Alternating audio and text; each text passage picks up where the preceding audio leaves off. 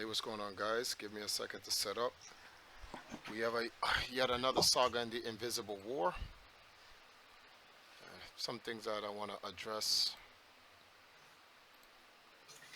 Sending out the social media stuff so that everybody's well aware of what's going on right now.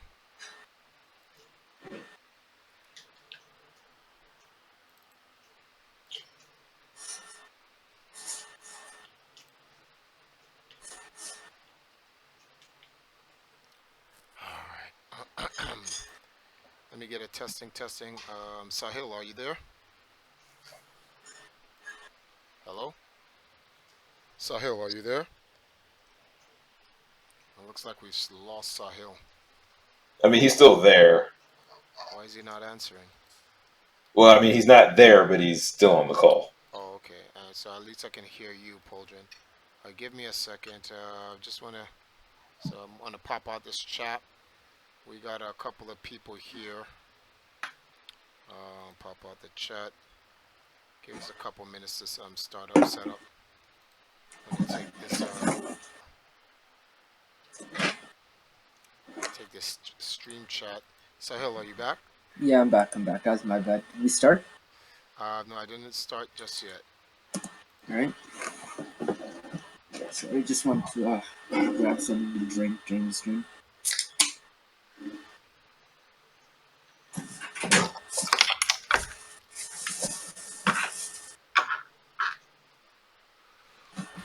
Hey, welcome everybody in the YouTube room. What's going on, guys? So, just we're gonna be getting started here.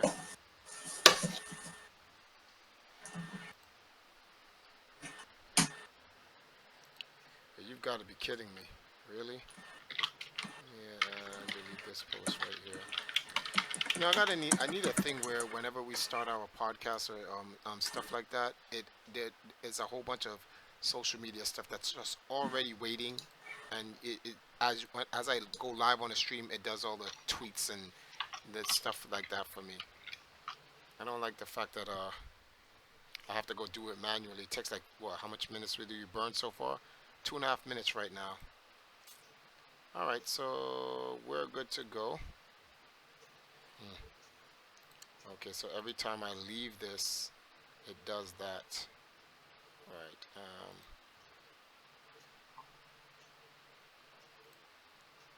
I'm gonna go here and then start there. Good, so that when what I need is there. All right.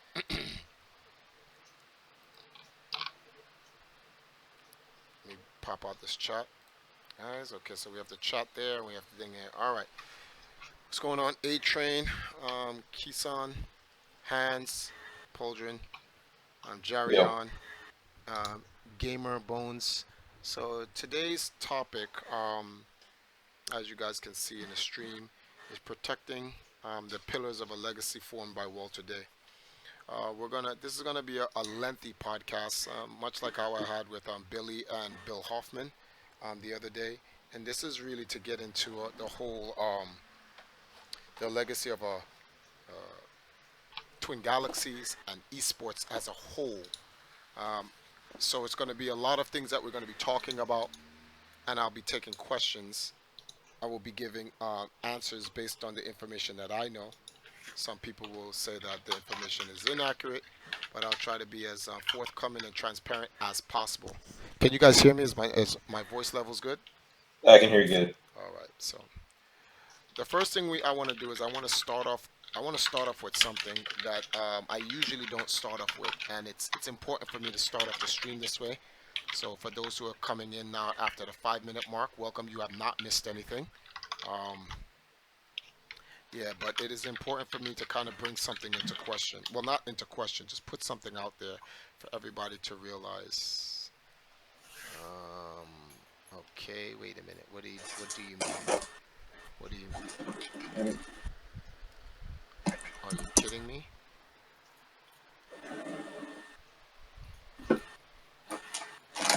I'm sorry, guys. As usual, something is not working What happened this time? on the Nintendo Switch. It's not coming on my TV screen. Oh, there it is. I just have to plug it out, in and out. All right, good. So, hey, what's going on, Cyrus? He says, thanks for the conversation today. I'm here. No, I'm not here to officially represent Tipster or anything. I just thought maybe I could contribute something. I'm glad you're here. If you had Discord, I would love for you to actually even come on while we're having this discussion. So let me know if you have Discord, because if you have, I'll have someone send you an invite and you can join us in this conversation. I would like for you to ask any questions you feel necessary. This is not a hit piece. This is not. Despite, don't worry about the thumbnail. The thumbnail is. I'm always theatrical with my expressions of certain things. So, you know. Yeah, somebody had a problem with that the other day. Mm. Yeah. So that like, but the if you look at the title of Hmm. this YouTube segment, it states that I would if I could, but right now it's not possible. Seriously, thanks for the offer. Okay. Well, anything else you want, you can any questions you want, you can write into the YouTube. I will be reading this the chat so I can answer any questions that's brought to the chat. First and foremost, uh, I am African. I am not an African American. I am just African. Um, my entire family line comes from Jamaica. The immediate family line, my bloodline. We're immigrants to America. Uh, I am a poor person, physically poor. I don't have wealth. I don't have a house. I don't have a car. I don't have nothing. I say these things because it's important to lay out who I am in society based on the status of quo of society. Some people judge people based off of that, so I want people to either prejudge me based on those things, or they will see me as who I actually am and not by society standards. Um, the last 5 to 10 years of my life, I've invested a lot of time into and money and sweat into my esports team. Um, uh, Although we've accomplished a lot in the gaming sphere in terms of playing video games, we really haven't accomplished anything in the money in the financial sector to show for our success. But our accomplishments through Guinness, through Twin Galaxies, through Evolution, through MLG, through World Cyber Games, and various esports platforms around the world is a testament to our success as an esports team. I say this because it's very important for you guys to know this off top. Um, the topics that we're going to talk about after this podcast is done and reviewed by people who do not support me will attack me personally. They will not stick to the subject that we're going to be talking about. So now that I put that out there for you guys, I'm using a tactic from Eminem from 8 Mile. Now that you guys know that, how would we say this? Triforce is a bum. I guess that would be the terminology because I'm a bum. You know, I live here in Jamaica with meager means. My job is YouTubing. Um, I make money through the content I make off YouTube via YouTube and from the donations of the people that you see from our community that support us. So, oh, Paul, can you push to talk when you type? We get that I'm sound. sorry. No problem. So this is how I make my living. I make just enough to pay rent, pay light, help out with water, feed my family, take care of my fiance who's going to be my wife soon, my little 2-year-old cute brother-in-law. I babysit, I change his diapers, all that stuff. You know, things people would possibly look down on. That's fine. You know, it's third world life. And I really don't necessarily care about what people necessarily think about my personal life. That is my life. The first thing people are going to say, why don't you get a job? It's difficult for me to get a job. Um, I do this. This brings in the money. This is good enough for me. Yeah, but Triforce, you can't live off gaming all your life. I beg to differ. Um, Video games is my life. Are you going to do anything else with your life outside of video games? Outside of taking care of my family? No, it's video games to take care of my family. That's it. That's my life. It's always been that way.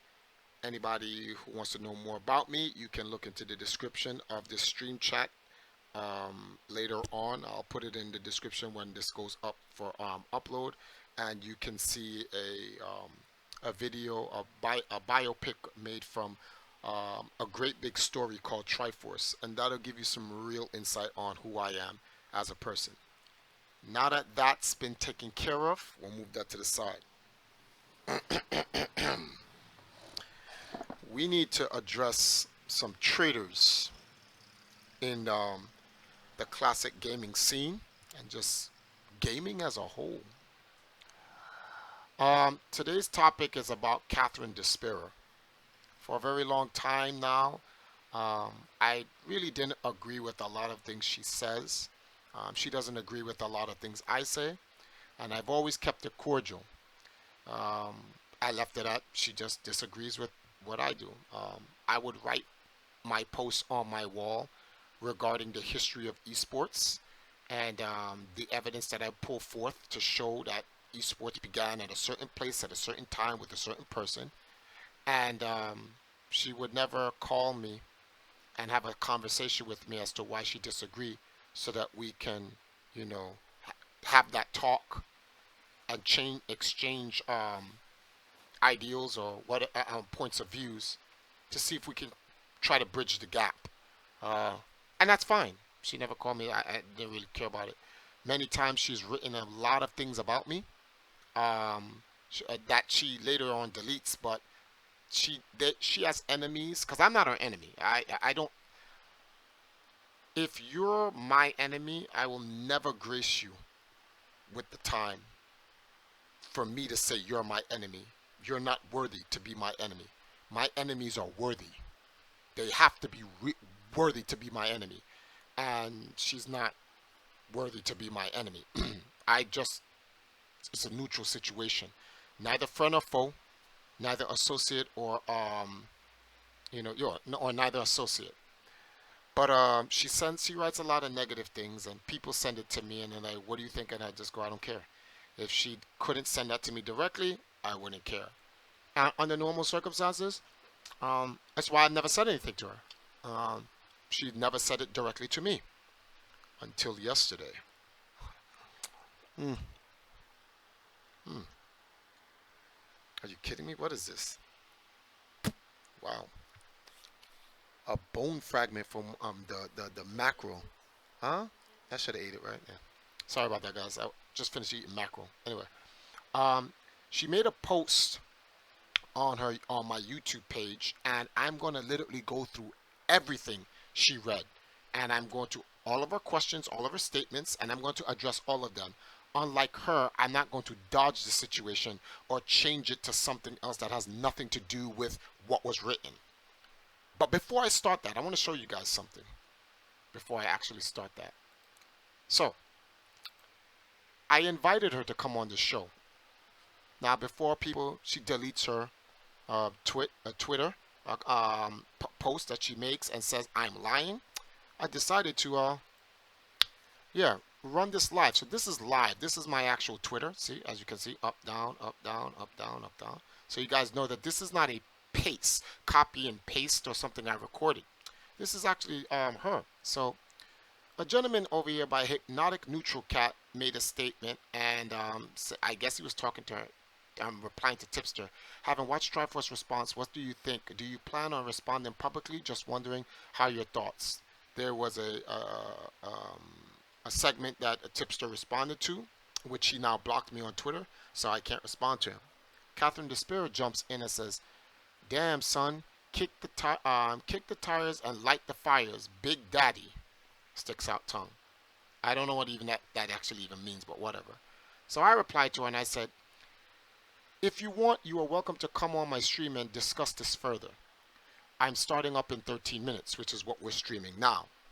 Her answer to me was, "What, so you can leech interest off me and feed your trolls? No thanks."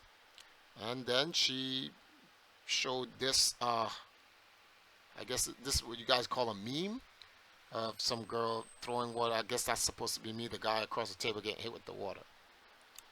I guess I replied. What did I reply? I think I did reply. I replied with something saying, well, at least the offer was made. Um, oh, well, she said something else, guys.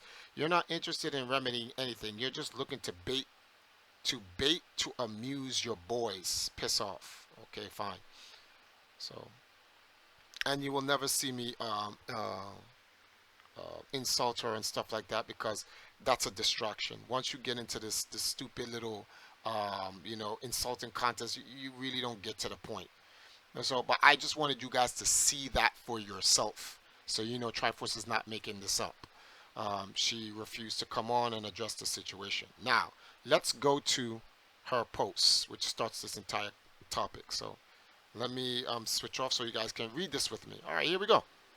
So this I put out a YouTube video about Billy Mitchell. This is the Invisible War featuring Billy Mitchell, and Billy Mitchell spoke up for himself regarding people constantly attacking him and his integrity as a person and as a gamer.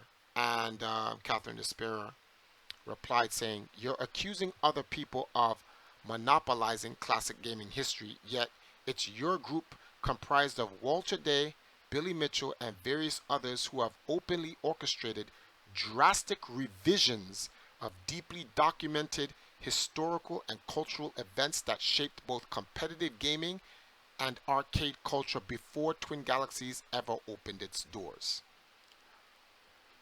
I disagree with that.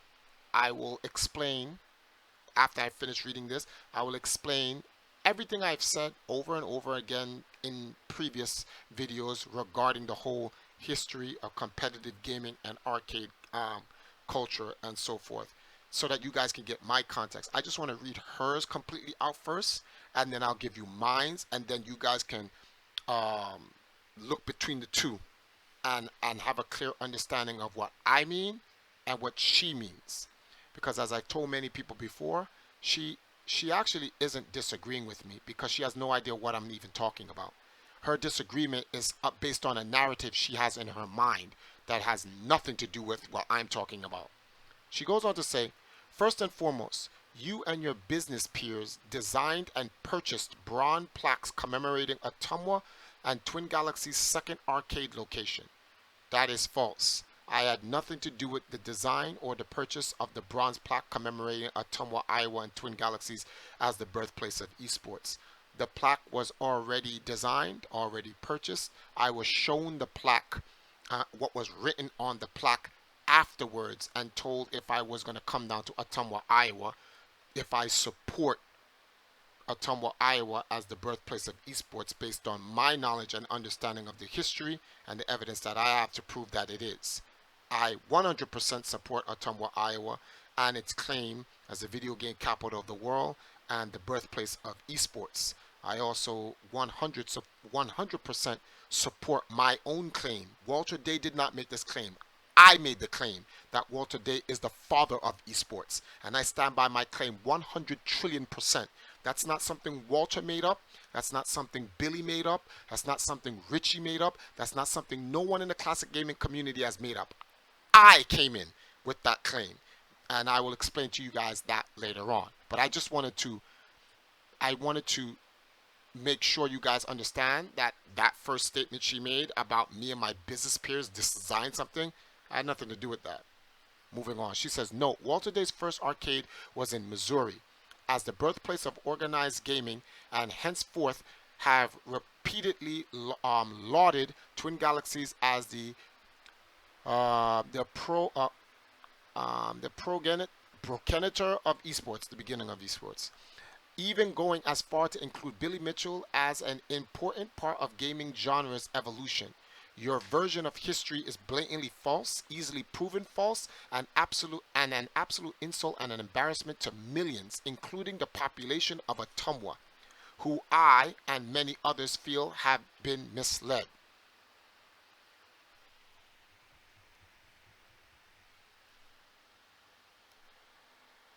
So she's speaking for Ottumwa. Interested. I'm gonna have a podcast later on, um, and I'm going to try to get people from Ottumwa, Iowa involved in it. In fact, when I go down to the Video Game Hall of Fame, I'm going to have a podcast about this, and I'm going to ask them if they feel Walter Day and myself misled them in our celebration of Ottumwa, Iowa as not only the video game capital of the world, but the birthplace of esports. And let's find out if she can speak for Ottumwa. Moving on. um, what's concerning about your group's activities, and not only to me but various people at leading universities whose works revolve around tech and culture, is your group seems to have dismissed the entire competitive gaming history of the 70s, and the fact that prior to Twin Galaxies even operating a scoreboard, industry leaders such as Atari, Midway, and coin-op giant Silico West got the ball rolling on a worldwide and national mega tournament in the early 90s.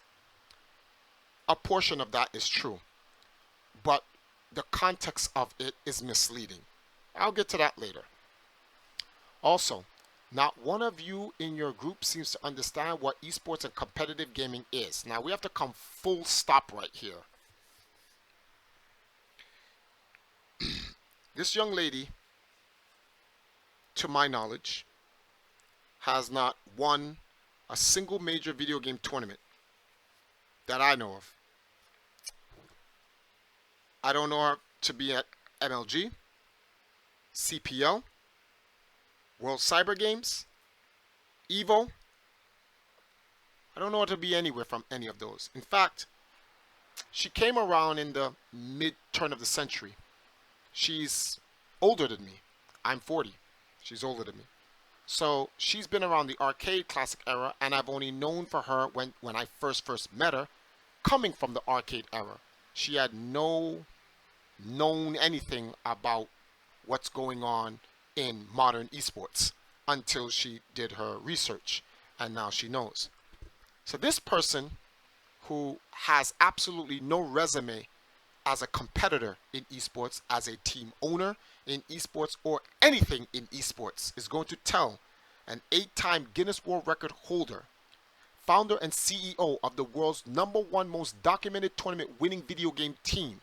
I have won over 200 video game tournaments in my lifetime, spread across fighting games, puzzle games, a few RTS, and classic arcade games. She's going to tell me, the same guy that had Justin Wong, Mewtwo King, Armada, Knuckle Doo, Sanford Kelly, IFC Yipes, Team Legacy for Gears of War, the Silverbirds out here who plays FIFA.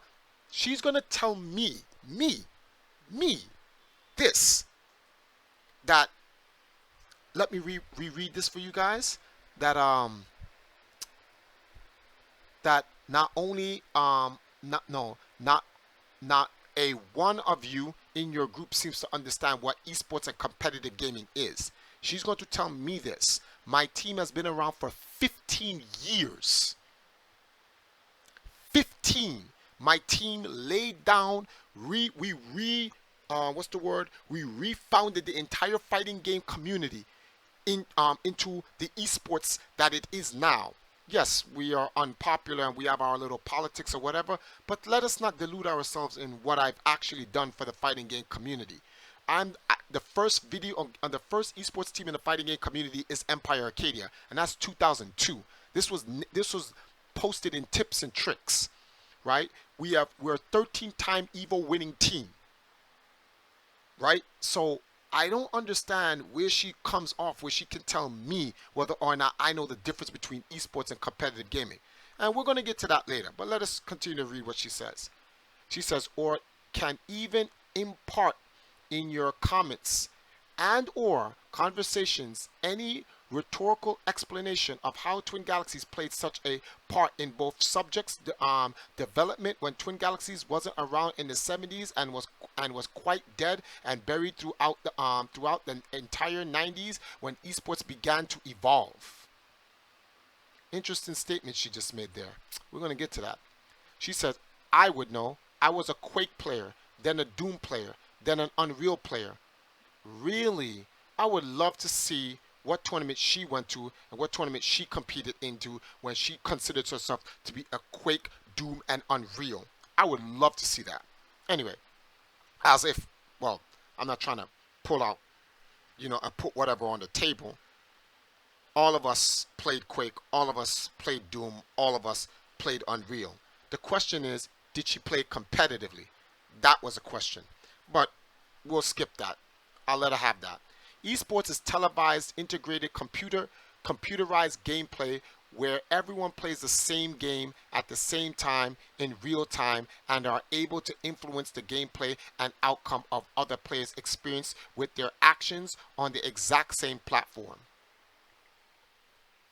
Really? Who created that law? Who made that rule? Who made that definition? Most people don't even know when the word esports started. And just to debunk her nonsense, she believes the word esports started within the last 5 to 10 years. I was around in New York when the word esports came up in 1996. So I don't know if you guys know about this. There's something called the CPL, the Cyber Professional League, right? And the word esports came up because it was very difficult to shop the word video game tournaments to sponsors, especially sponsors like Nvidia and ATI and all those other guys. So the word esports was invented to pretty much give the meaning for organized competitive play, the infrastructure to turn competitive gaming into a sport. But see, that's me segueing, and I don't want to do that yet. Let me finish her stuff, and I'll get back to that. But remember what I just said. So in any event, she says you're actually competing against another human player in real time and not a computer program. It's an electronic stadium event, if you will. You win matches. Your prowess is determined by set of complex statistics. Well, if that's the case, she's trying to say golf is not a sport. You don't play against an actual person in golf. Play against a course. So golf's not a sport? Some interesting concepts here. Continuing on. Competitive gaming is high scores and endurance competitions on a game where leaderboards reflect a player's supremacy only by his score and that alone. Esports and competitive gaming are not the same thing at all. Well, I'll agree with her on that. The last part, esports and competitive gaming are not the same at all. I'll agree with that statement. The one before that, that's got like what she wrote about that. I guess you can go along with that. I'm not talking about competitive gaming. My stance has always been about esports. She then says, Walter Day did a great many fantastic, creative, and beautiful things that have memorized and captivated the sentimentality of many of my generation. But you and your group, which with your deeply disturbing fetish, we have a fetish, what? For historical revisions, the worshipping homemade heroes who all happen to be your friends, and vandalizing actual historical researches who spend a lot of time collecting and searching for history. Walter Day, unfortunately, Walter Day, unfortunately, and by no fault of his own, lost a long time ago, have severely damaged the legacy you all claim you're honoring. Much of the stuff you guys have done is irreparable damage to something that was fragile already. You will not win this one, this invisible war, not by a long shot. I will say this. This is a side note. I'm going to eviscerate this mature lady by all the means far worse than the one whose name shall not be known. I'm letting you guys know this right now. We're going to be here for a while. So she says, this is not some fictional kingdom you think you can control. Your group's acts of vandalizing classic gaming history, as well as the names of those who participate in it, will be remembered forever on those ridiculous plaques you hung. You fools affixed your shame to a wall in a town that deserves a hell of a lot more respect than what you gave it. So there you go.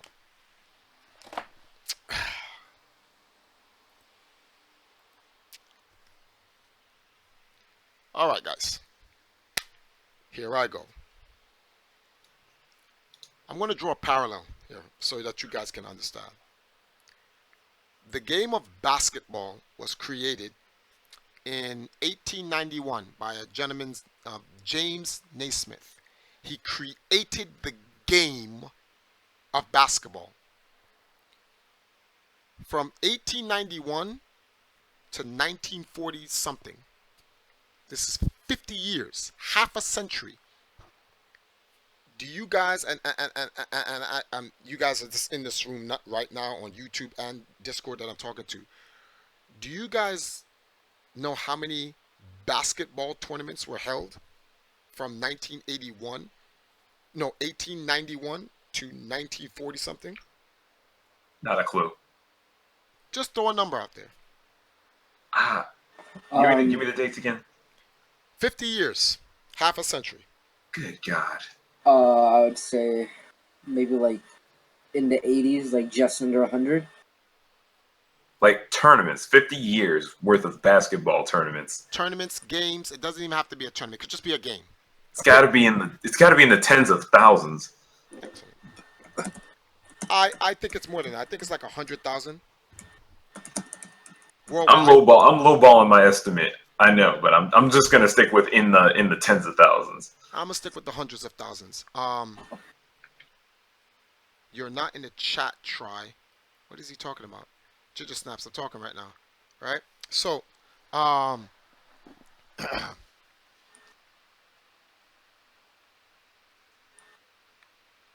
until the ABA came around and the NBA came around, there was no infrastructure that turned the game of basketball into a sport. It was just a game. People had hundreds of thousands, 500,000. Man, I'll go even overboard. 1 million tournaments in half a century. But it was not a sport. They just had 1 million basketball games and tournaments. They were playing the game of basketball. Let's look at video games. In 1940 something or 50 something, whichever one you want, because some people argue the first video game was made in 1947 based on an old radar technology from World War II. Some people say it was early 1950s with the amusement CRT machine. Whatever the case may be. Okay? Whichever one you pick, it's not relevant to this conversation. Pick one. 47, 51. Either one. Competitive gaming was created. Competitive gaming was... I actually, sorry to cut you off, but I actually thought the first video game was Pong. It's not important. Whatever year Pong came out, whichever one you believe to be the first video game, whichever one. Okay. Right? All right. Competitive gaming started then. When you picked up the controller and you started to play the game, you were competing. Whether you were competing against yourself, the high score, or your friend in the high score, that's competitive gaming. That's why I said I agree with her. Competitive gaming and esports is completely different. Many different video game companies that weren't even video game companies and so forth, hosted different video game tournaments and competitions worldwide. Just like basketball. Millions of tournaments, millions of basketball games played worldwide. But there was no infrastructure that turned those tournaments into a sport. There was no authority that was laid down. None of those companies created their company for the sole interest of creating an infrastructure that took competitive gaming and turned it into a sport. That's what Walter did. To prove this, many arcades had leaderboards. Walter Day was one of them. But these arcade leaderboards were made for the sole purpose to promote more people to come in and play arcades at that particular arcade so they could get their name up on that leaderboard. Those arcades all had tournaments. This is worldwide, right? But there was no infrastructure set. What league was set? What was the organization that took the information of the players, put it into a database, managed the player statistics, formulated tournaments that were documented and recorded and stored for historical purposes by the very same institution that created that infrastructure, not someone else doing it? Nobody. Atari makes video games. That's what Atari does. Atari is not an adjudication organization. They don't adjudicate or referee video games tournaments. That's not what their specialty is. Let me bring it up to speed in modern age. Microsoft is in the video game industry, but Microsoft is not a video game company. It is a software application giant. Sony is a consumer electronic giant. It's also in the video game industry, but it is not a video game company. It is a consumer electronic giant. Nintendo is a video game company. Nintendo makes video games. That's what Nintendo does. Twin Galaxies was not an arcade to promote an arcade. Twin Galaxies was an organization made to turn competitive gaming into a sport by creating an infrastructure that focused on the one thing that mattered: the players. It had nothing to do with the games, with except the fact that it's the content to play. For instance, let me draw you a parable to that. The NBA's job is to create an infrastructure for the players to play basketball. Spalding's job is to make the ball. Twin Galaxy's job is to create an infrastructure for the players to play video games. Nintendo, Atari, Midway, Microsoft, Sony, Konami, Capcom, Namco, it's their job to make the games. See how that works? But is Nintendo and those guys esports organizations? No. They're video game companies. This Silico West company that she put up there, I don't even know what that is. The Manufacturing Arcade Association, they're the Manufacturing Arcade Association. When you look up their description of their company, they tell you exactly, we're the ones who do the manufacturing of the arcades. We have an association for it. It doesn't say, oh, we do esports tournaments or we host competitive gaming. That's not what they do. Thank you for the donation, T-Belly. Sorry about that, guys. Pauldron, if you can do me a favor, can you go into Streamlabs and turn on that donation sound for me so it doesn't interrupt Sure. us? All right. So, I draw these parallels because many of you guys may not understand the classic gaming scene. So I use something in today's time that you can go, oh, I see what you're saying. So she is right. Atari, many different universities and schools have hosted video game tournaments. She says the 70s. Man, they've been doing it since the 50s. I have never said they didn't. She, however, accuses me of saying I did. And I'm like, what are you talking about? This is what I mean by the thing she's talking about has nothing to do with what I'm talking about. What Walter Day did was he said, I like this whole thing with these people playing video games competitively. This is me paraphrasing for Walter Day. And I want to create an infrastructure where I can gather these gamers for the sole purpose of playing video games at the highest level competitively. Manage these players, track their scores, create a database for statistics and so forth like that, and provide opportunities for them, such as what you saw with like That's Incredible and whatnot, and when they had the qualifiers at the Twin Galaxies Arcade to go on to qualify to play in the first broadcast world championships on That's Incredible, where Ben Gold became the first broadcast world champion in video games. That's an infrastructure. Everyone else prior to Walter just had tournaments. I'm sure any historian can go and look up the many different basketball tournaments that happened before the ABA and the NBA. But you'd be hard pressed to say it was a sport then. It wasn't until the ABA and the NBA came around before it turned into a sport. And the NBA would agree. That's why the NBA has a James Naismith trophy to commemorate the people who created the game. They didn't create the sport. Walter created the sport. When Walter Day created Twin Galaxies, these very same video game companies she mentioned there started referring people to Walter Day when people were calling them for scores. Go to Twin Galaxies. Go to Walter Day. Go to what? Wait, well, hold on. I thought you guys were like the guys that does competitive gaming. And I bet you $100 million they'd be like, yeah, we've hosted video game tournaments, but that's not what we do. It's marketing to promote our company and our brand. Com- Companies today still do it. The Nintendo World Championships just happened. In the Nintendo World Championships, where every game Nintendo was trying to sell. This is what they do. But is Nintendo an esports organization? No, it's not. Nintendo's a video game manufacturer. That's it. They can host esports events though. That's what they did.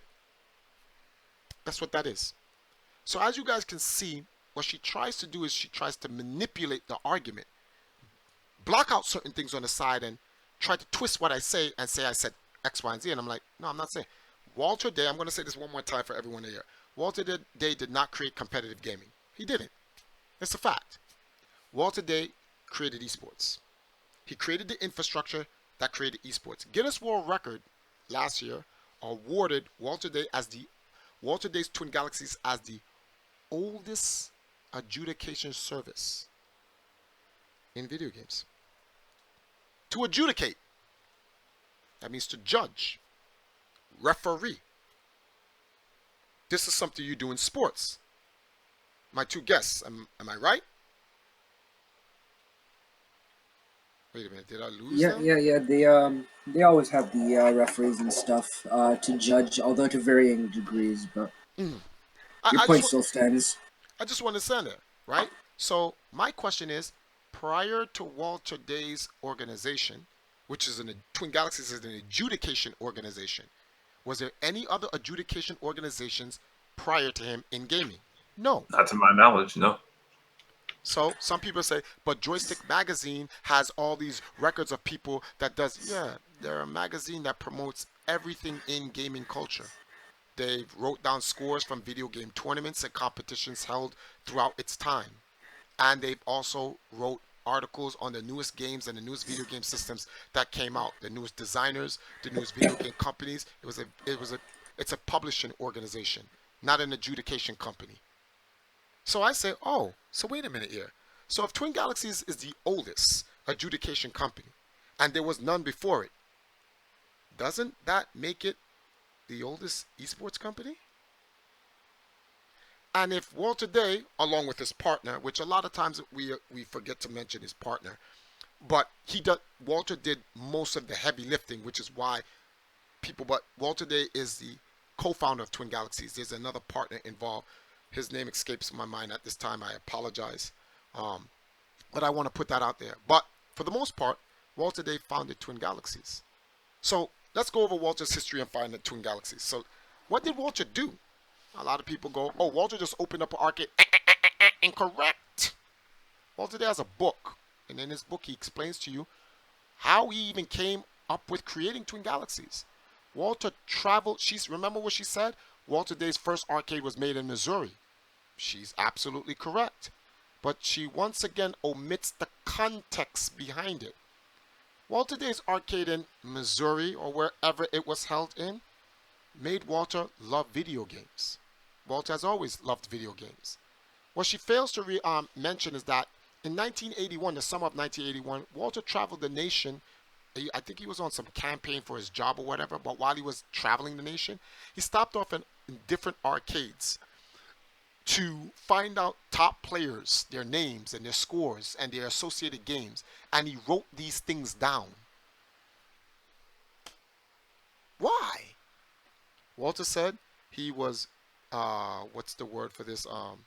He was intrigued or interested, fascinated by these players and their scores. So Walter was focusing on the players and the scores.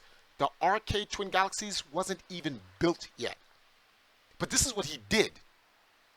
He then built an arcade in November 10, 1981 called Twin Galaxies. And he had the arcade local scoreboard.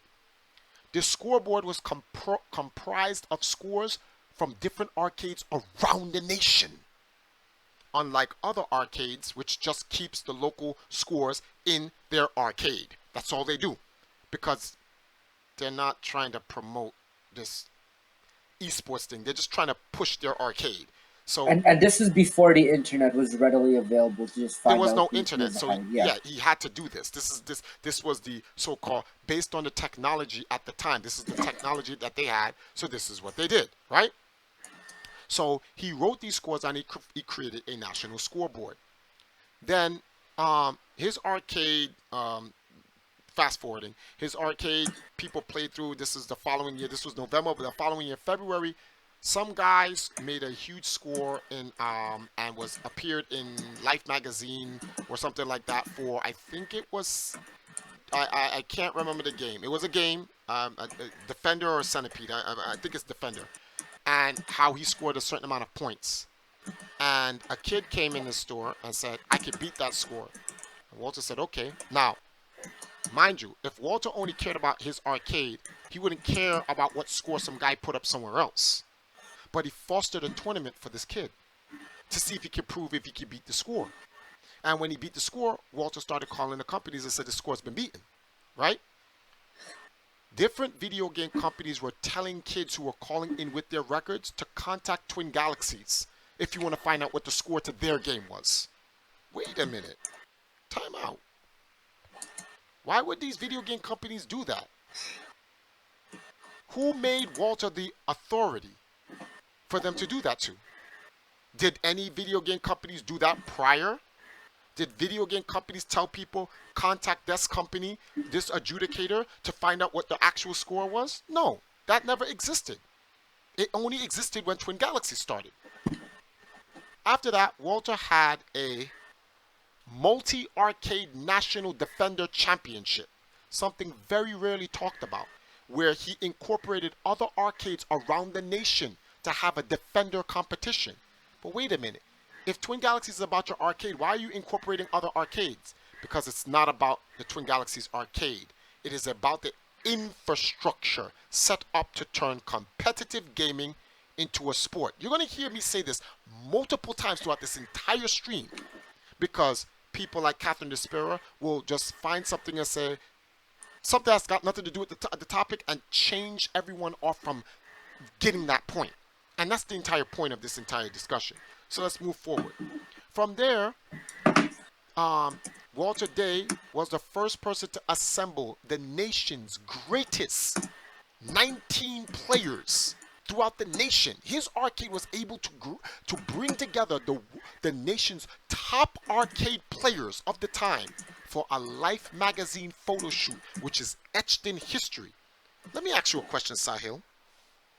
If no other arcade brung together the best cyber athletes, or let's call them arcade athletes of the time, for a magazine to show that these are the top players in the world in their particular arcade, the picture you just saw into the screen.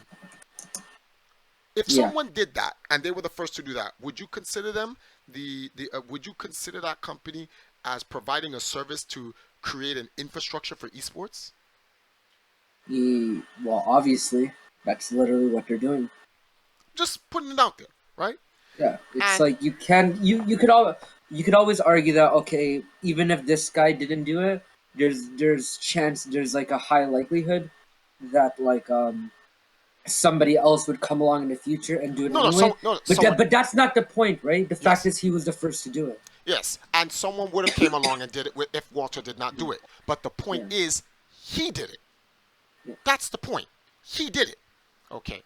So, all of that aside, based on, I started my esports team because of Walter Day and Twin Galaxies. And this is the part where, like, when she questions me, I find this hilarious that she would question me, because my esports history, my team's esports history, is based off the legacy of Twin Galaxies.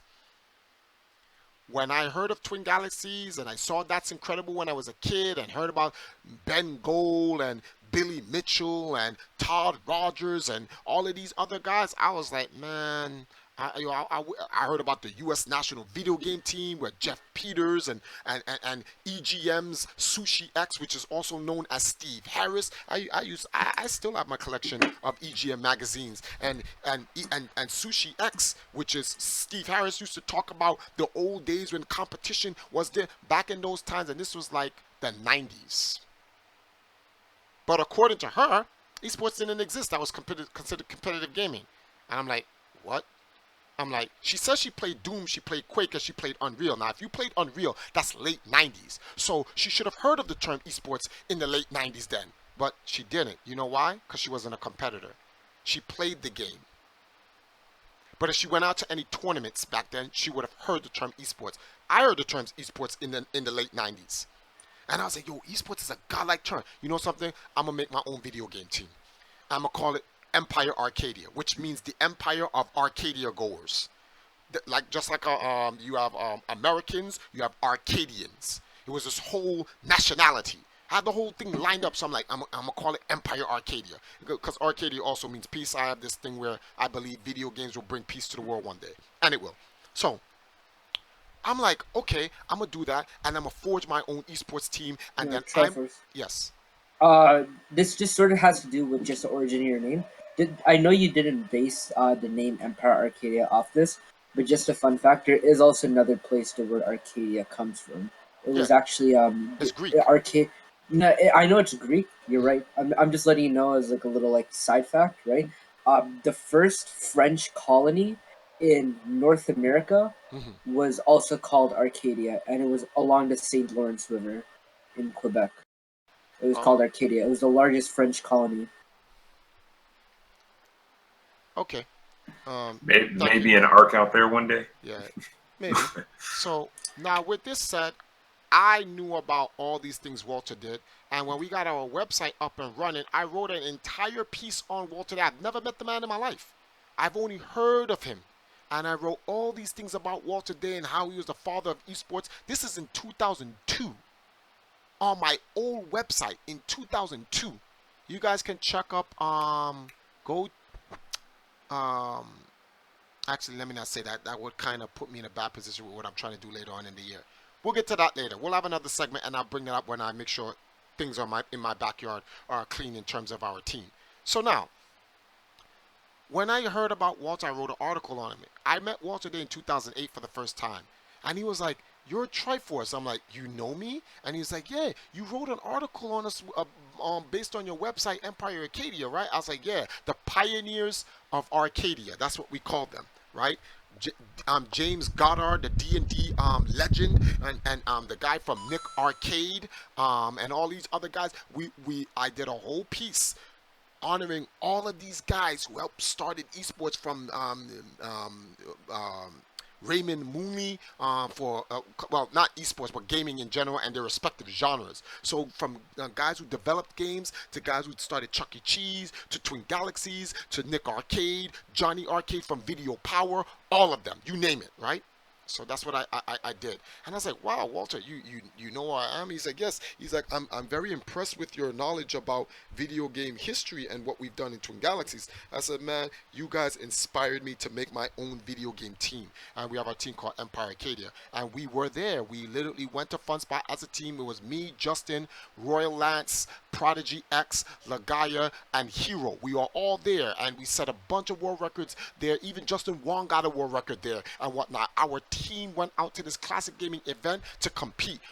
While we also compete in fighting games and other platform puzzle games. Jerron played Command and Conquer. We were playing Unreal Tournament.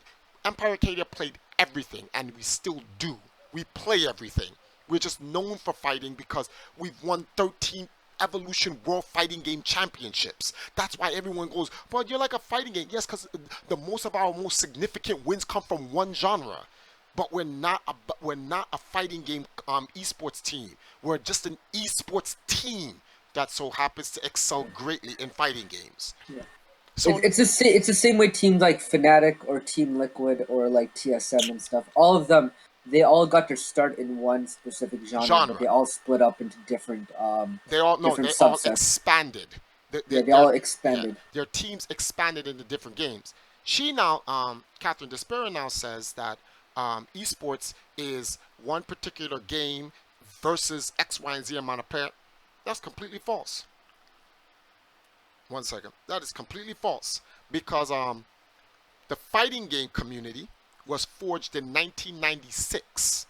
And prior to the fighting game community that we know it as, where its origins from, Tomo Ohira, who was playing Street Fighter 2 when they were just doing fighting game tournaments out of your local arcades. And that's how small the arcade, and this is 1991, 1992, who's also I nominated personally to be inducted into the International Video Game Hall of Fame for next year, which the Great Big Story just put out an entire story about him. Type up Great Big Story. What is it called? Hold on. I'll look it up for you guys. I'll show you guys here on. Let me show you guys.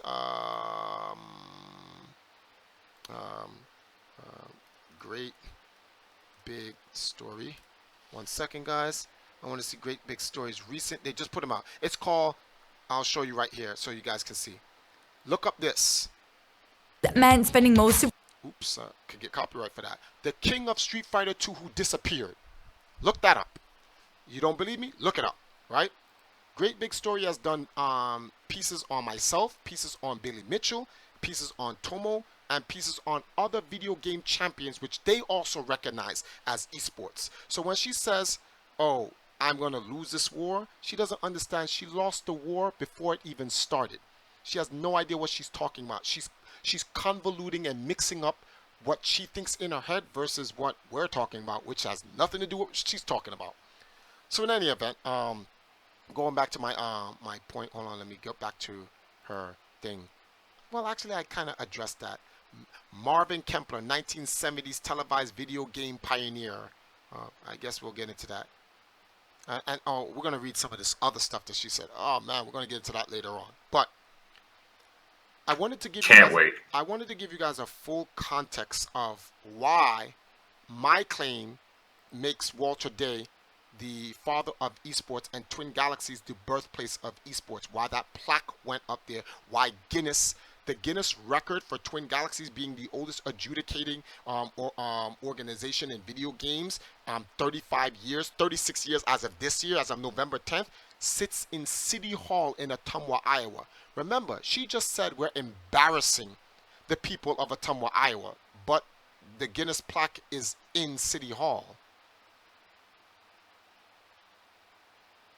If the people of Ottumwa, Iowa were embarrassed of its history and we erected a plaque, why don't the people go to City Hall and petition to have the plaque taken down? Oh, she's a spokesman for Iowa. Oh, that's right. She's a spokesperson for Iowa. Right. And she thinks she's talking to idiots who don't know to read between her nonsense. This plaque has been there since 2015, in which I was there to commemorate the plaque with Billy Mitchell, the mayor of Ottumwa, Iowa. The mayor was there. The mayor. You see, when you guys see this video footage that I keep spamming over and over, you see footage of us all. They cut a ribbon. They made a bust for Walter Day. They interviewed him. It's in their newspapers and everything. And it's the most celebrated thing in Ottumwa, Iowa. But she says we're embarrassing them. Yeah, I'm pretty sure if they were embarrassing them, the plaque it would have not been down. still be Logic. It would have been down the same year it went up. there. Is the current? I'm assuming the current mayor of Ottumwa, Iowa, isn't the same one who, No, like was there. no. I don't. Well, I don't know if it's. Oh my goodness, is that S Dot? Yo, Yeah? S Dot, what's up? Who's that? Rizzy Rosie? Yeah, I have not seen you. I just talked about the squad. I just talked about Terra and them. She is the our division manager for our Gears of War team that won World Cyber Games Gears of War championships. Oh yeah, you told me about that. Yeah, so yeah, she's no longer part of the team. She's moved on to some other stuff and whatnot, but. She's been in the King of Chinatown movie with us and stuff like that. But shout out to S. Dot. She put the time in, and she will tell you she joined Empire Arcade because we were an esports team, which I just find funny that this young lady, no, this mature lady would say, question me about esports team. Like, do you not see the plaques on our walls and the tournaments we won? I just find that completely hilarious. Like, really? You're going to question me? And then this is when she goes, oh, your ego. No, this is not my ego. This is facts. You're not on my level, and you never will ever be on my level. I will massacre you. I will f you up. You just had to throw the Tropic Thunder in there. Yeah, I had to throw a Tropic Wasn't Thunder in there. I was expecting more energy in the ending line. I couldn't. Come on, people sleeping in the house. That was that was like a meme or something I was doing. I don't actually mean it. Oh, so Julia Barwick, who's from Ottumwa. Hey, Julia, what's going on? Julie, she says we are not embarrassed of our gaming history. Oh, so they're claiming it. Holy smokes. Wait, is this Julie person part of the? She's from Ottumwa. Oh, okay. So, and there's an entire check out the Facebook page O-Town Gaming. Ottumwa is now they're bringing back their history, and they're trying to preserve their history. I'm all for it because Ottumwa's history is Empire Arcadia history. Our esports team, the most documented #1 winning video game team on planet Earth, is based off the history of where esports come from. So for what's this like mature lady's name? For Catherine Despera to take away from Ottumwa, it is a direct attack to us. One of this Catherine person's biggest points was just completely dismantled with 8 words. What? We are not embarrassed of our gaming history. Yes, that's true. But like you know, we're because someone can say, oh, this Julie person is not from Ottumwa. So, and I know Julie's from Ottumwa because she comes on our thing. I go to the O-Town Gaming, so I know the guys there and the people there in Ottumwa. The point is this: if they were embarrassed, the plaque would have been taken down. Period. That's it. Now, notice what I said, because I want to kind of move on to the other point. I just had to do that to kind of like, well, we're not done with this point yet. We got to finish something else. I'm not saying Walter Day created competitive gaming. I never said that. I've never said that. Walter Day's never said it. No one's ever said it. They said we said it. And we're like, what are you talking about? We're saying Walter Day is the father of esports. That's all we're saying. And Twin Galaxies in Ottumwa, Iowa is not only the video game capital of the world, but the birthplace of esports. Like, I don't understand. What's the problem here? The VP of Namco backs it. Guinness backs it. Oh, that's right. Something I didn't tell you, Sahil. Did you know that the governor of Iowa, the governor, back in 1982 or 83, which one of those 2 years, had a town event where they proclaimed Ottumwa, Iowa, as the video game capital of the world. They made an actual proclamation and wrote an actual proclamation, which last year they just revised. I don't want to call it revised, but I guess they re-proclamated the place. But just to come and show everyone the proclamation. The equivalent of like redoing your marriage vows like every 50 years. Yes, exactly, pretty much. So they renewed it. Yes, they renewed their proclamation as Ottumwa, Iowa, as the video game capital of the world. Now, this brings up a lot of things, and I want to show you. There are a lot of cowards in the classic gaming industry community.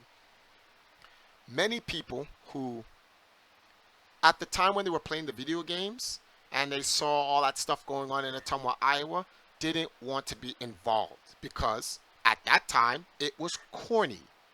You were a loser. You were, I'm going to use her word, a doofus, or whatever it is. You don't get the girls because of that. If you're playing baseball, football, or basketball, you have to be a jock or you have to be a nerd in what at that time they considered to be relevant, like a scientist or something like that.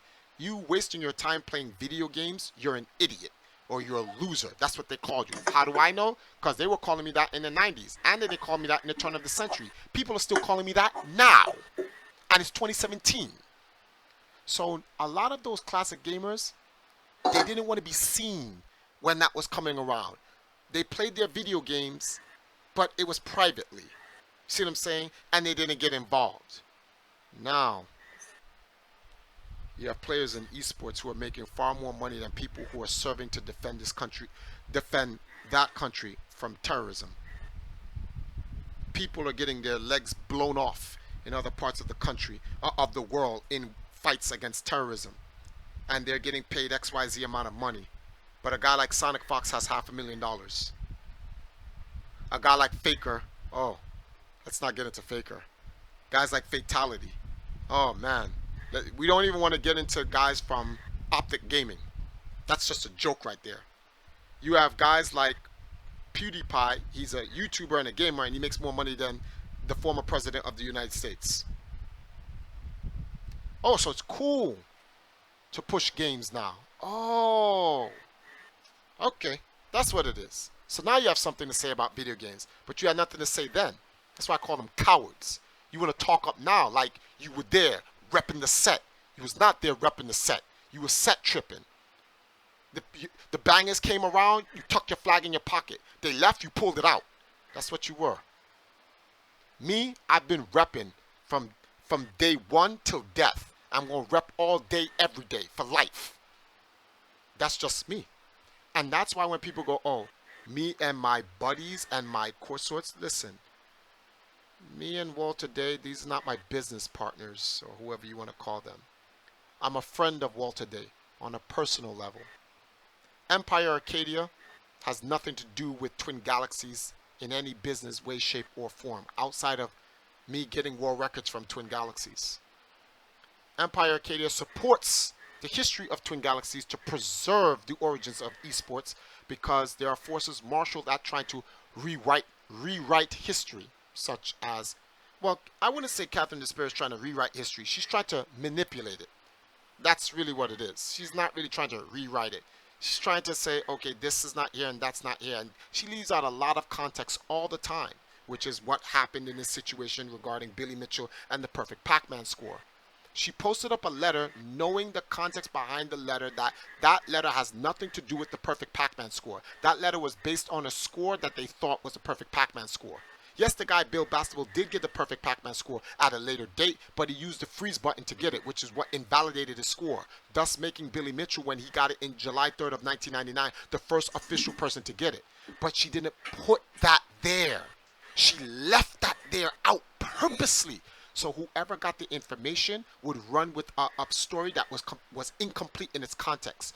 Much like the situation which you wrote here on my, what's the name of this thing here? On my YouTube page. So when people come and read it, they only get one skewed narration or narrative of her part of the story. She doesn't put the whole context because she knows if she put the whole context, she debunks her own argument.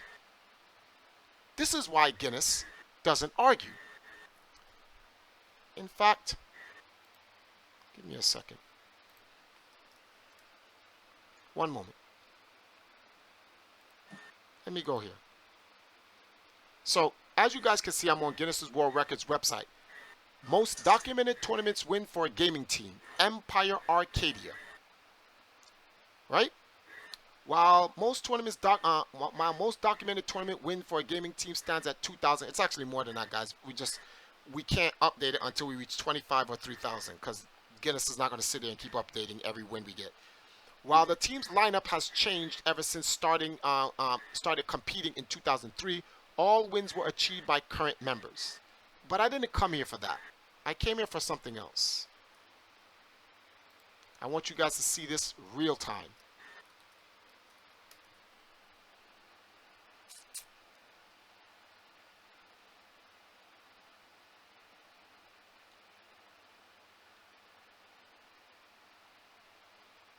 Crap. Let me see something here. Did they put it on a site? There go Todd Rogers' longest standing video game record. I know this pisses off a lot of people. Oh man, that sucks for them. Where is this? Where is this? Where is this? Where is this? Where is this? Oh no, it's not. Okay. Longest adjudication. Let's see if it comes up there. Oh my goodness. How many pages is this? 160? Oh my goodness. Typhus, do you have a copy of this? Oh man, I don't want to go there because I'm gonna ruin the thing if I go there. Let me Google this. Twin Galaxies Guinness World Record. I'm trying to get something.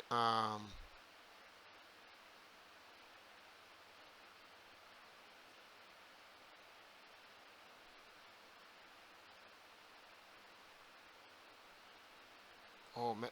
Oh, there it is. Found it. I was looking for the picture. Come on, open up. Uh, okay, I'm not sure if you guys can see that. You should be able to see it. The oldest video game adjudication service is Twin Galaxies USA, which was founded in Ottumwa, Iowa, USA on 10th of November 1981. Oldest video game adjudication service. So when people say, "What is Twin Galaxies?" Because remember, she said this is what I'm talking about. Nintendo makes video games. Namco, Midway, those guys make video games. The Silico company or whatever it is, or whatever the case may be, they make their video games or whatever. But Twin Galaxies is the video game adjudication service.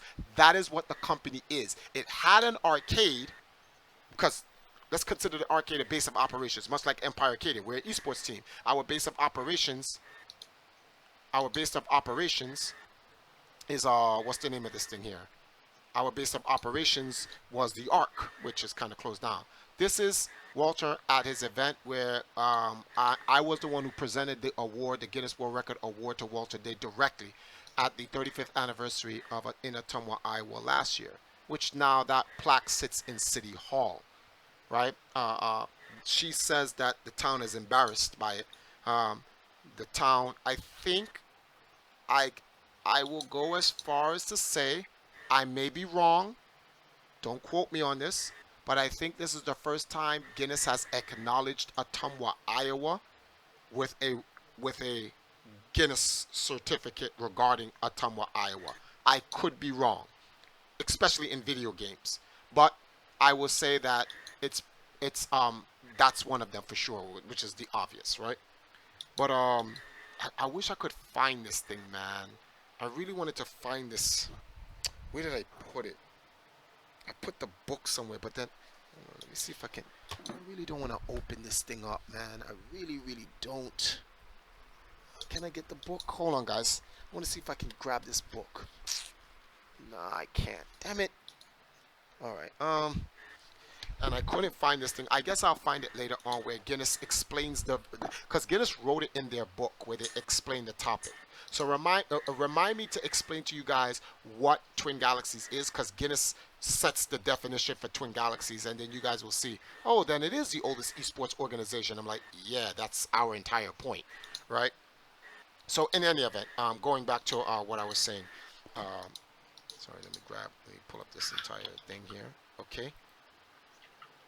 Repping the set since 000, repping the set since the 000, the 000.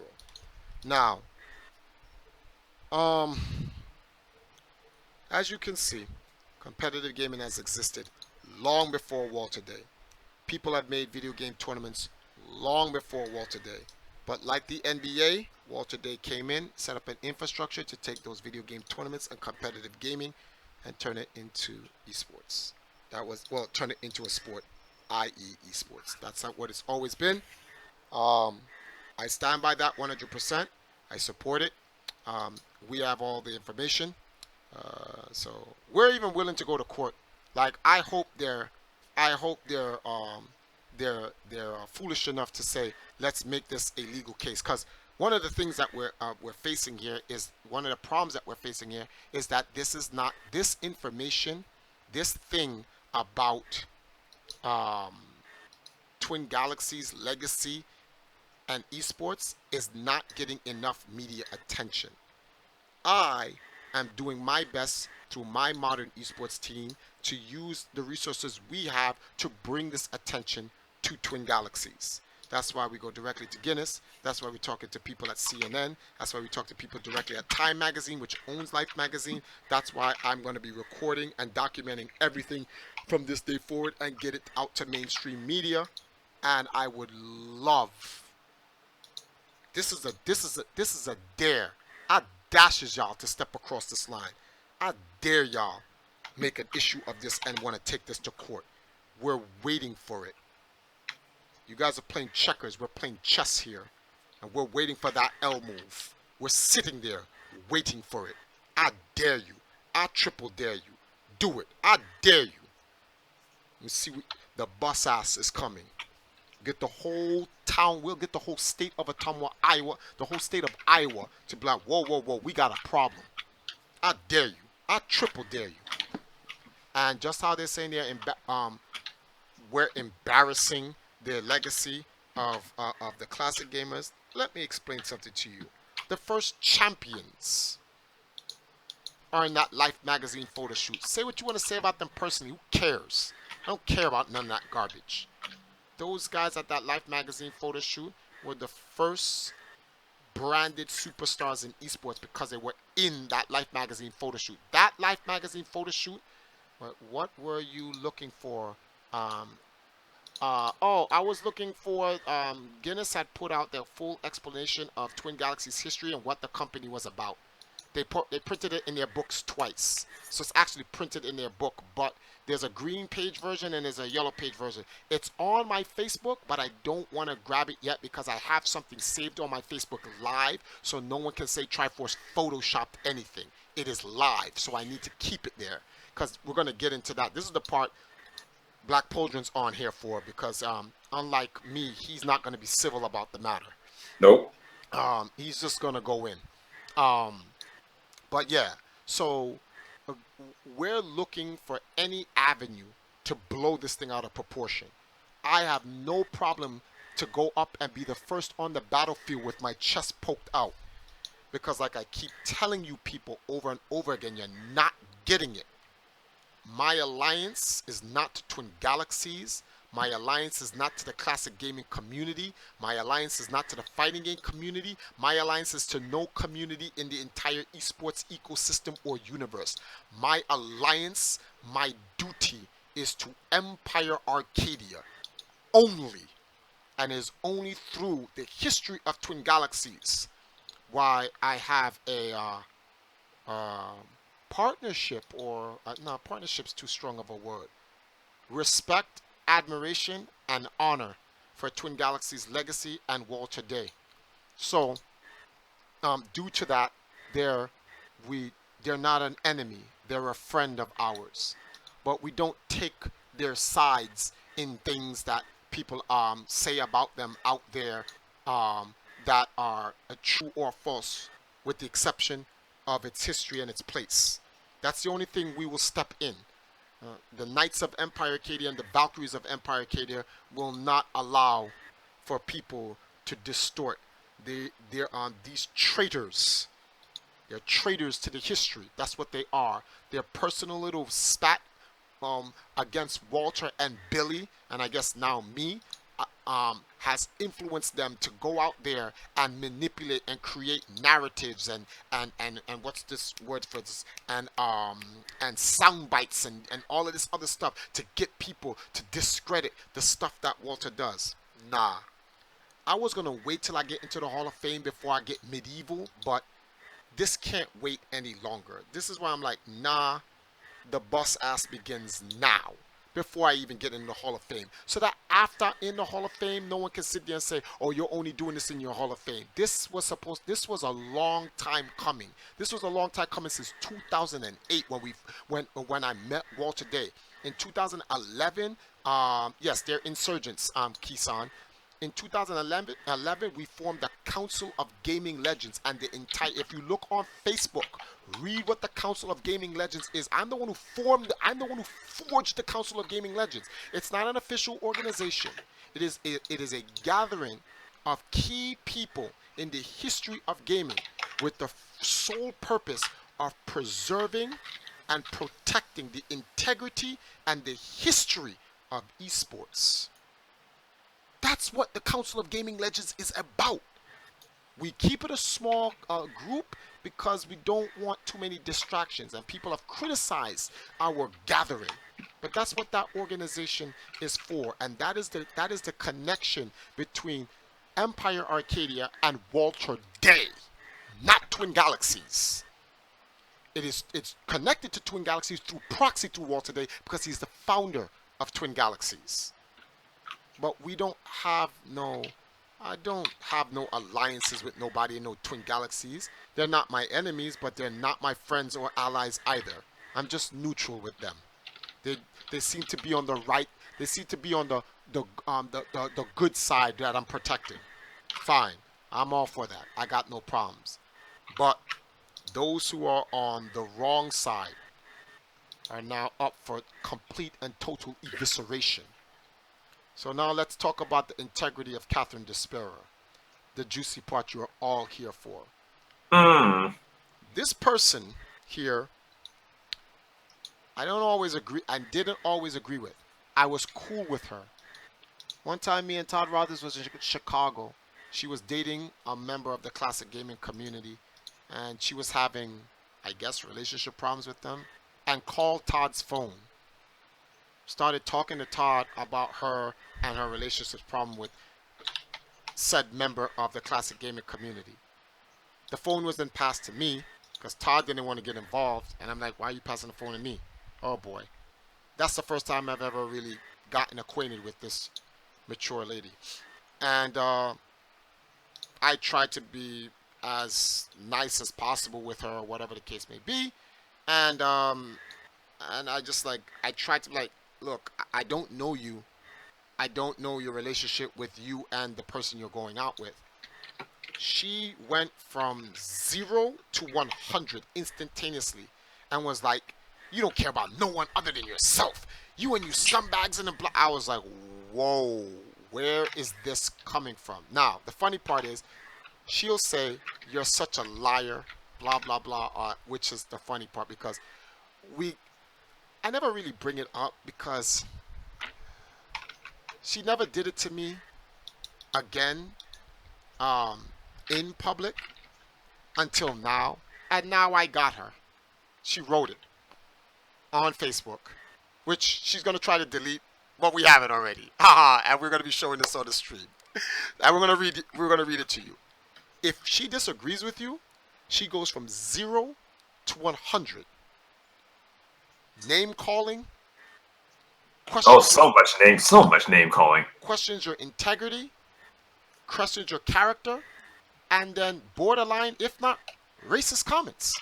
Yes, like I said, racist comments. Oh, you can't delete it, Catherine. We got it already. So I know you're going to go and try to go delete it. It's too late. And that's the best part about streaming. Technology. Yes. All right. Chill. You can't go nowhere. We got you this time. See, you could have stopped, but you had to go a little bit too far. And that's why I never really got into it with her back then. I just tried to keep my distance with her. Not an enemy, not a friend, just an associate. But now I'm none of those. I'm just nothing to her at all. I'm not involved with her. She may value me as her enemy. That's fine. I could care less. But I don't see her as my enemy. But I just want to bring these things.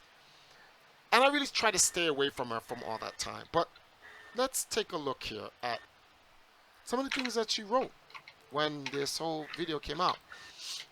Here we go. Yeah. This is a Facebook post. She wrote this.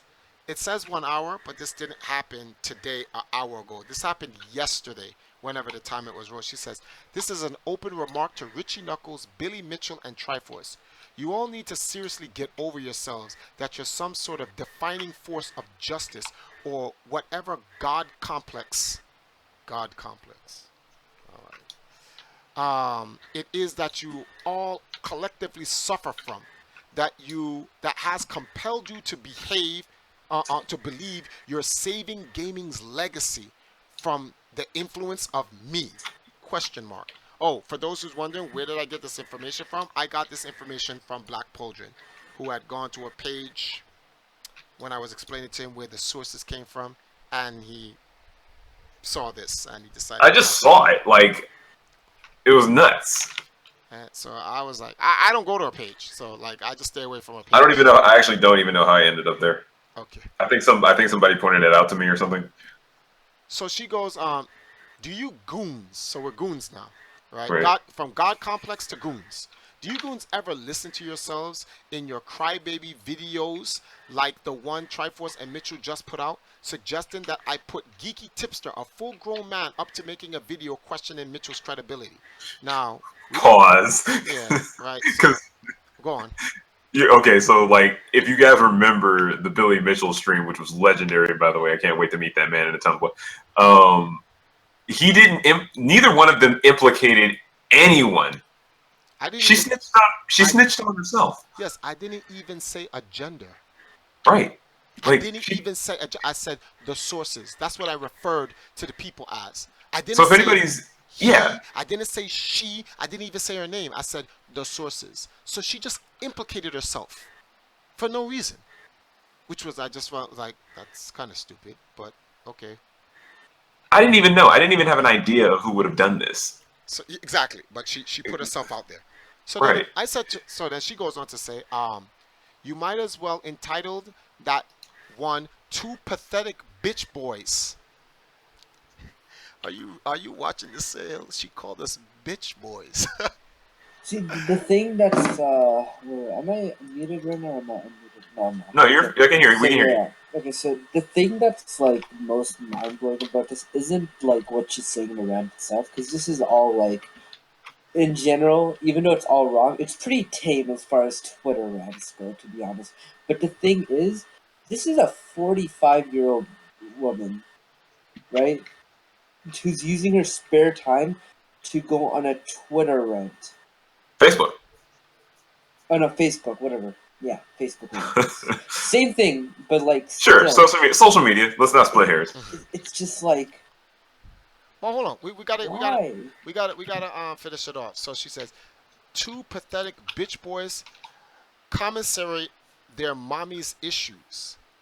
Then she goes on to say, because this infantile handicap you two have for blaming women for everything uncomfortable in your lives is exactly that, a handicap.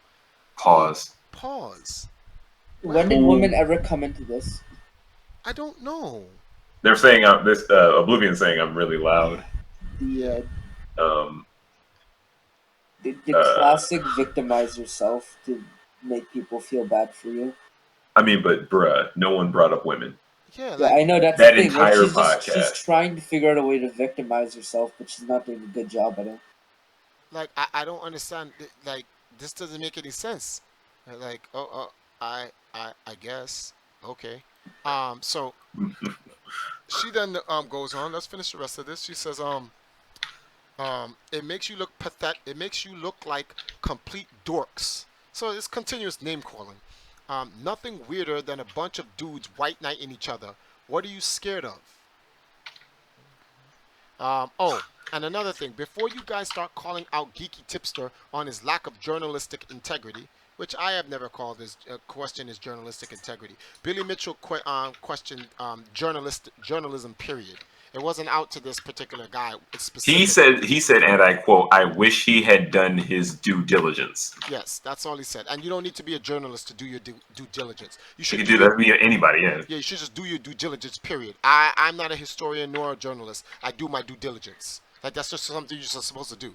So, and anyway, he says, it's probably a good idea to make sure that you aren't the BSers who petitioned plaques to be put up in Ottumwa. I guess she's talking about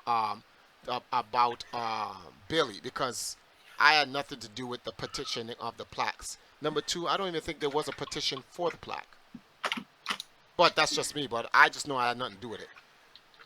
To be put up in Ottumwa in proclamation that you created competitive gaming and esports. You see that You saw that right there? Mm-hmm. Let's read it one more time. BSers who petitioned plaques to be put up in Ottumwa, Iowa in proclamation that you created competitive gaming and esports. Did I ever say we created competitive gaming? Oh my lord. Well, okay. Here's the thing. She contradicted herself because she's saying she petition. She's saying that you guys petitioned to get the plaque, right? Now, first of all, even though I know that you didn't petition for the plaque, right? Let's just say you did petition for the plaque, right? Mhm. That would imply, since you did get the plaque, that there were enough people in Ottumwa, Iowa, To that ratify the petition. who cared about video games enough to where they wanted the plaque, right? But if that was true, which it Then isn't, right? Then why did she say earlier no, no, on no, no, no, no. Wait, that wait, wait, wait. that I don't. Ottumwa, Iowa, is Is embarrassed embarrassed. for video I games? know, no, no. Well, but see, that's because you have a brain and you're using it. No, but the thing here is that it's not that the petition is not true. I don't know if there was a petition. I was never a part. I was never a part of the creation of that plaque. Well, judging by the context of what she's saying, she's implying that you started a petition yourself. I So, exact regardless of if there was a petition, she's still wrong because she's trying to spin it off as you campaigning for it. exactly. But then, as you said, if there was a petition, then there needed to be enough votes in the town of Ottumwa, Iowa, to ratify the petition to put the plaque up. But if I the mean, but if they ratified it and put it up, then how can they be embarrassed of it? I think the facts clearly show that this mature woman doesn't know what she's No, talking about. okay, first of all, guys, can we stop like prefacing her with mature? She's not fucking mature, okay? And also, I think the Alzheimer's are kicking in, and that's where these monumental leaps in logic are starting I to I am starting to appear. I will not I will not name call her. She's a mature woman because of her age. I Right. don't know in terms of her behavior, but I'm talking about her age. Right. She's a middle-aged lady. You have to be careful when how you address certain people Right. because we're in the social justice age. All right, So okay, okay. yeah, That's okay. You've prefaced it yourself. You've said where you stand on it. But for me, maturity isn't something that you just get because you're older. You have to earn the status of being a mature person. how old are you, Sahil? I'm 18. Oh, just wanted to put that out there. Anyway, moving forward. Um, so Oh, so he'll check your DMs. You have a message. so yeah, okay, yeah, and then go around acting like kings, emperors, or legends you call yourselves. Let me go to the next letter. Hold on for a second. You call yourselves, right? So she says, This this isn't a game of Dungeons and Dragons, you doofs. But if you want to play it that way, I'm game. I'm the effing ring of bureaucraticity, bureaucratic. I can't even pronounce his name. Wizardry. All right. Whatever that means. I don't even know what that means, but yeah, I get it. So okay, now, uh, all of this is debunked by everything I said earlier in this podcast. So yeah. But moving forward, she then I put out. I guess she must have heard some other stuff about me from Billy Mitchell, and this came out. A gentleman called Brett Butler wrote on her wall and says, "Is there some website or Facebook group all this drama is happening in? Sorry, I'm clueless." She responds to him, "I have every one of these mother effers blocked. Someone sent me some stuff to look at, though, and Mitchell and Triforce made a silly and very embarrassing video highlighting what insufferable pompous a-holes they are. Those Look. two dorks couldn't be cool if you blasted them with liquid nitrogen."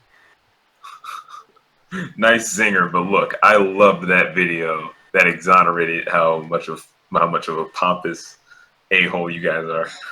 Okay, that was great content. So then Brett says, "Wow, so sorry. Is Triforce some person's for Sodom or a website? His name is Isaiah Johnson." No, my name is Isaiah Triforce Johnson. Legally.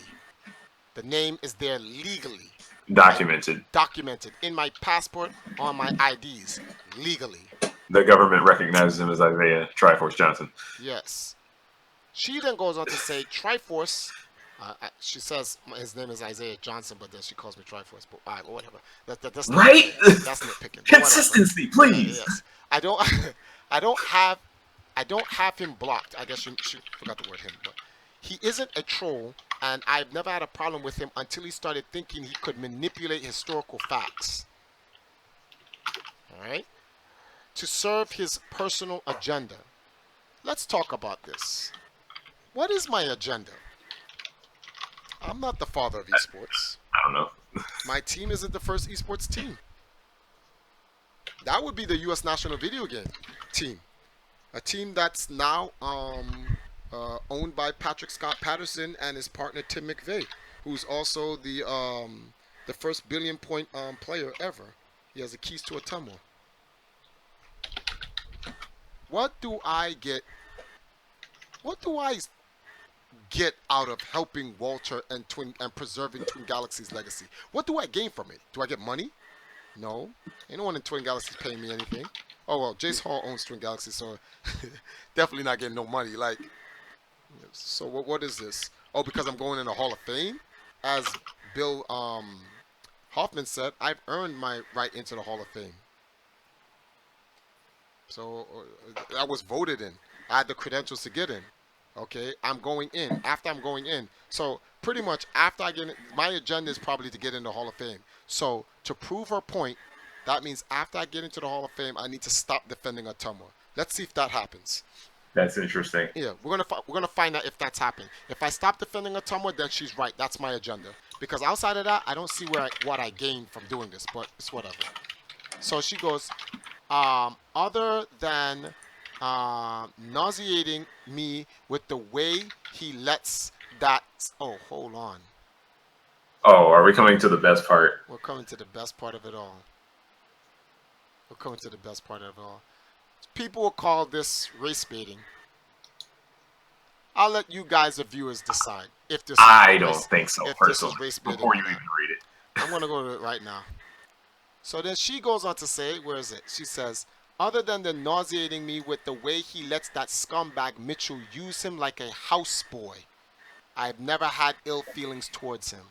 A houseboy. Oh, Lord. I've never heard that version of the word or the phrase. Houseboy? Don't. Billy's white.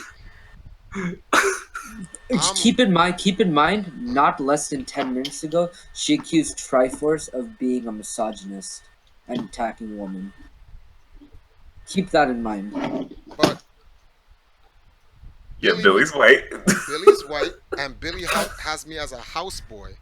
Now, correct me if I'm wrong, but that terminology, the original term is called house, from what I know. Yeah. So with the hard ER. Yeah, the PewDiePie ER. So okay, all right. Yeah. Okay, let's not. Let the man breathe. Let the man live. I'm just saying. So I'm Billy's house. That's what I am. Really? That's what that is. Oh man, I didn't know. I didn't know. I was picking cotton for him. I guess I am his house. Yeah. I didn't know, house. I'm gonna make a meme with Billy Mitchell driving, and I'm gonna put that do-rag cap on his head, like how what's this guy Denzel Washington from Training Day is. And me and when I go to Ottumwa, I'm gonna make Billy drive, and I'm gonna be in the passenger side of the car. I'm just gonna record Billy Mitchell with the do-rag on his head. And he's just gonna look at me. He's like, "Man." I'm just gonna have him say it, just so we can put it out there. Just because, like, are you kidding me? Like, are you kidding me? Okay, so the best thing about her saying that is that not less than 48 hours ago, you literally woke up Billy Mitchell from his sleep to go on a podcast with you. Oh, I had to wake him up from his sleep. That's my master. I called his phone, and when he picked up, I said, Master, I got something to tell you, Master, let's talk. So yeah, apparently, so I'm his houseboy. Anyway. My God. Anyway, I'm like, I know some of the people in the tower. I always be laughing their ass off. This shit is funny. So anyway, nonetheless, she goes. Nonetheless, the shenanigans he pulled lately stripped him of any respect from me. I dislike sellouts and ass kissers. Who? Time out. Who? But who's Triforce sold out to? I can take her calling me the N-word. I can take her calling me a misogynist, or implying I'm a misogynist, suggestion, whatever you want to call it. I can take all those things. But she accused me of being a sellout. we have a problem. This is the same lady who was on Richie Knuckles' wall earlier this year saying she loved the man to death and then wrote that line, which she then deleted off of her wall after she looked back after she got past her anger and was like, I shouldn't have wrote that. Too late. We have that too. Yeah. No, we already wrote it. Screenshots. We already read it when Oh she yeah, you're right. You're right. addressed You're right. You're right. You're right. Richie Yeah. Knuckles. That's what I'm talking about. 0 to 100. All because Richie Knuckles defended Billy Mitchell's legacy as the first perfect Pac-Man. So That's because more like negative 100 to 100. yeah, so because he didn't agree with her, she put his name in there and called us a bunch of names or whatever the case may be, which Richie Knuckles then blocked her. No one go and bother Richie Knuckles. I'm only talking about Richie Knuckles within the context of my stream. I don't have anything to say to Richie Knuckles regarding that situation, and he doesn't want to be bothered by it, so leave him alone. Um, I'm not a sellout. She's a I don't sellout. think you need. I don't think you need to explain that. I'm going to explain it. She's a sellout. This same woman Oh, I mean for you. said she loved Walter Day and she supported everything Walter Day stood for until she got into some argument with, I forgot who it was, someone from the classic gaming community, which led to her and Walter having a fallout. Walter says he doesn't have any ill will to her. It's just that he can't deal with the negative vibes. She goes from 0 to 100 too fast, and Walter's is an elderly man, and that can give him cardiac arrest, and he's not with that, so he just chooses to just keep his distance. That's a joke for those who didn't get that. Okay. Walter, elderly, cardiac arrest. All right. So Oh my goodness. but he just keeps away from her. In fact, a lot of people keep away from her because of her her attitude is just so negative, and people just don't want to get into it. So, with her, and she then, since Walter was no longer in her good graces, or whatever it may be, turns against Walter and then attacks Billy constantly, constantly. She has some accomplices, but her accomplices have never said anything to me directly. And as I'm going to say this as Anua, she came on my YouTube and wrote some things and had some frank words to say to me. She wrote this about me and it was sent to me and I read it, which is why I'm addressing her. Her associates that she deal with, who I'm sure agree with her opinion, have some few choice words to me. As long as they don't say it to me directly in terms of in my face or through email or social media, I have no words for them. The day they feel that they have the testicular fortitude to do so, I will bust that ass equally. I am not scared of them. Their legacies or whoever they're involved with or your associations don't bother me. You're not on my level. And I'm saying that to be facetious and egotistical. You're not on my level at all. You probably beating me in the life game if you want to compare like who got a job and whatever. I lose in that game. I tried my best. I worked for Goldman Sachs before. I worked for Danka Services, Xerox. I've worked for many different. I worked for Nintendo before in America, but it just didn't work out for me in America. So I'm back here in Jamaica, and this is what I do. So in comparison, what I do, nope, I don't make as much money as you guys. So you guys got me beat there. But when it comes to gaming, when it comes to competition, when it comes to awards, when it comes to tournaments, you're not on my level. You're not on my level. You're not even in my lane. You're not even in the same planet. You're not even in the same galaxy. You're not even in the same universe. Somewhere else. Stay in your lane. With that said, I wanna You also got to keep in mind, Mhm. also like it's not just a comparison of video game versus money. Like even if these persons have a stable job and whatever, has that stable job provided them a legacy that will make them remembered past their lifespan? No, nobody's gonna know who this person is outside of their immediate family, and even then, after 2 generations, they won't even know who she is. They're not gonna be remembered for anything. They're just gonna fade away into nothingness. just to show you guys some stuff, right? Okay, so The Ledger, and so here's a newspaper from the Fairfield man honored in Guinness. This was for Walter Day getting the Guinness, the plaque. This is the newspaper, that plaque I showed you guys here. Twin Galaxies founder recognized for formally keeping track of scores. Twin Galaxies returns for a weekend. This was all last year and stuff like that. I want to find you guys some stuff. Here's the proclamation. This is the redrafting. The mayor's proclamation of the city of Ottumwa. Tom Lazio, mayor of Ottumwa. That's the new mayor. This is the new mayor. So Jerry Parker was the one who came up with the first proclamation, and then the I guess what did we call it? The renewal. Renewal. The renewal of the proclamations by the new mayor, Tom Lazio. All right. This is, remember, Ottumwa, I was embarrassed by this. So yeah. Here's Yeah. Jace Hall, the new So embarrassed that the mayor, who wasn't even there when all this went down, decided it was important enough to renew. to renew the proclamation. Yep. Mm-hmm. Here's Jace Hall. Jace Hall is the new the owner of Twin Galaxies. He considers himself to be the custodian, which is just a person who maintains Twin Galaxies. Spent a pretty penny to buy Twin Galaxies to save it from going under. But why would you want to do that if Twin Galaxies legacy, you know, is is isn't worth saving? Yeah. Yeah, so to speak. Why would you do that? Also, Right. Jace Hall is the CEO of Echo Fox, one of the leading esports teams of today. Has one of two of my members in his team, Justin Wong well, former members anyway, Justin Wong and Mewtwo King, who are playing on his team, and Echo Fox right now is giving the bus ass to everyone in the fighting game community right now. Everybody's getting it. This includes us. Like, we the Yankees, but right now we ain't winning. We getting our ass whooped for now. Yo, look what Kisan put. What do you read it? Cause I'm looking for some more pictures. She said she's one of those Universe 10 fools. Yeah, Universe 9. That was the first universe out in Dragon Ball. That's right. Let's take a look at this picture. Downtown Ottumwa.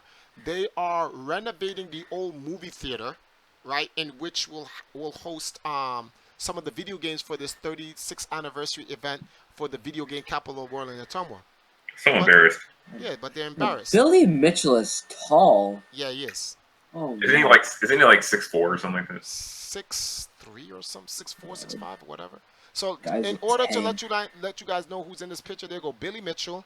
This is Bill Hoffman.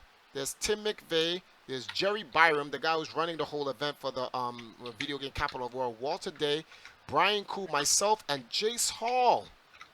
Interesting. Hey guys, I tell you what. Open this and view it in a thing. Here, you guys.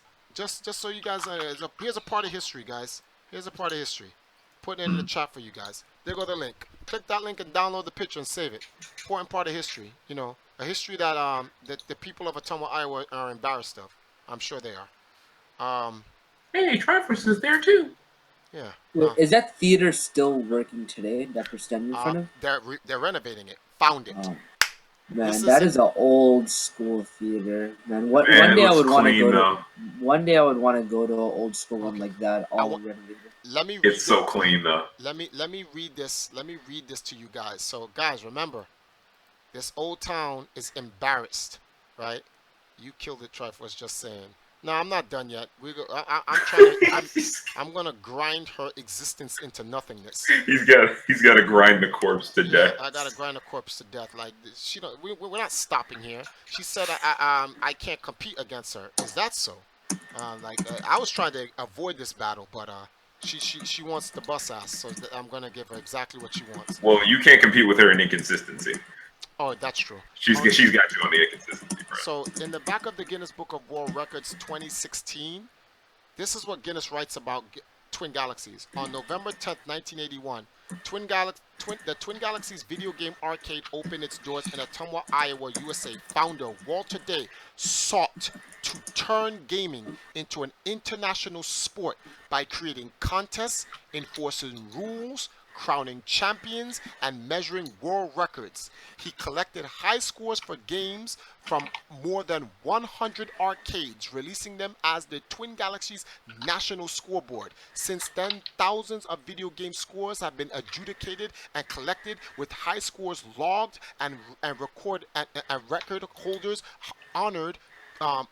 Twin Galaxy's state-of-the-art peer review system adheres to the Guinness World Records submission guidelines, ensuring that Twin Galaxies remains the gold standard for video game adjudication.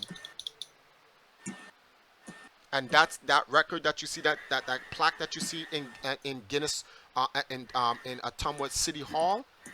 This is the description of the record. Let me repeat one more time, folks. One more time, since Catherine Despera says I'm talking about recreating competitive gaming. It says here, this is Guinness. Guinness is saying this. Walter Day sought to turn gaming into an international sport by creating contests, enforcing rules, crowning champions, and measuring world records. He collected high scores from games from more than 100 arcades, releasing them as the Twin Galaxies National Scoreboard. If he was simply here to promote his arcade, why would he be going around the nation collecting scores from more than 100 arcades? I am 40 years old. I have not been to more than 20 arcades in my life. Walter has been to 100 of them back in 1981. Who knows how much more he's been to since then, and it's 36 years later. So just had to put that out there so you get the full context. A lot of people like to question these things. So the hold on, guys. Time out. Holy smokes, you're not gonna do me like this. Hey guys, look what I found.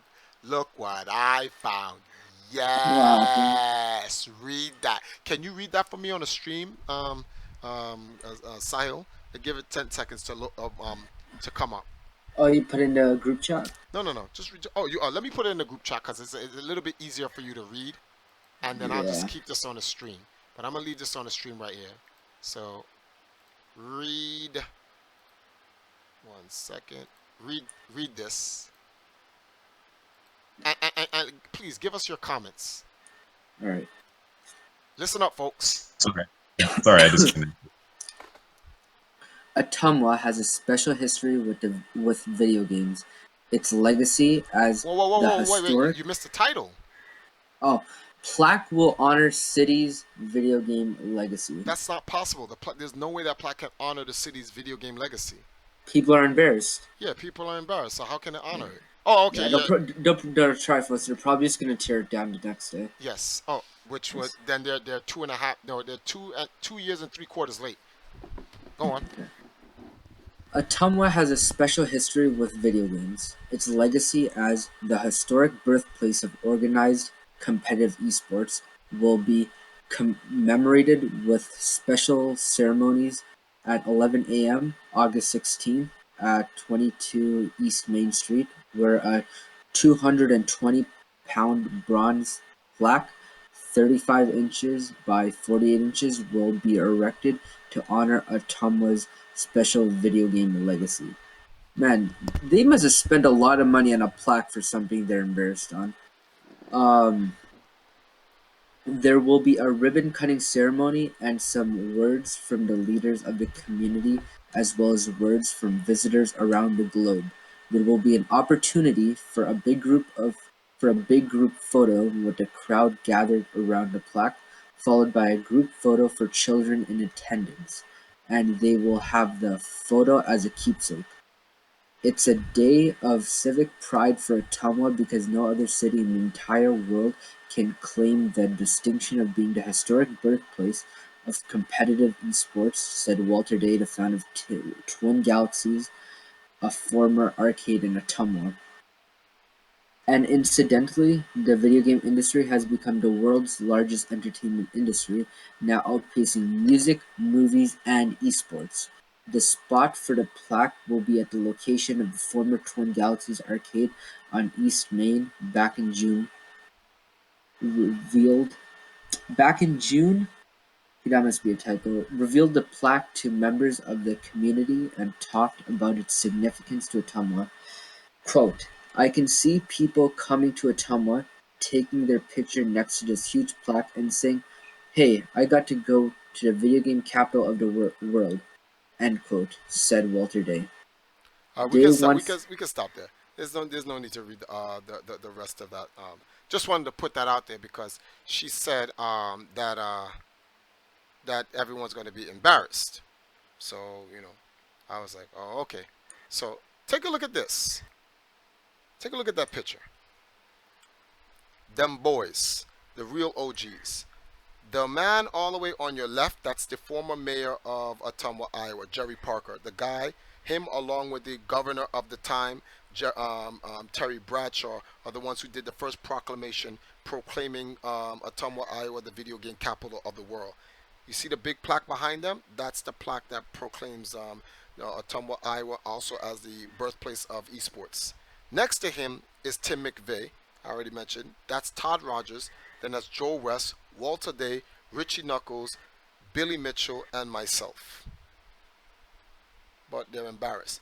You see that statue right there, that bust? That bust is of Walter Day, and it was commissioned by all those people you see signing it. But people are embarrassed. People are always embarrassed, B. There go to the mayor again. That crisp plaque right there. There go one of the sponsors, Eric Tesler.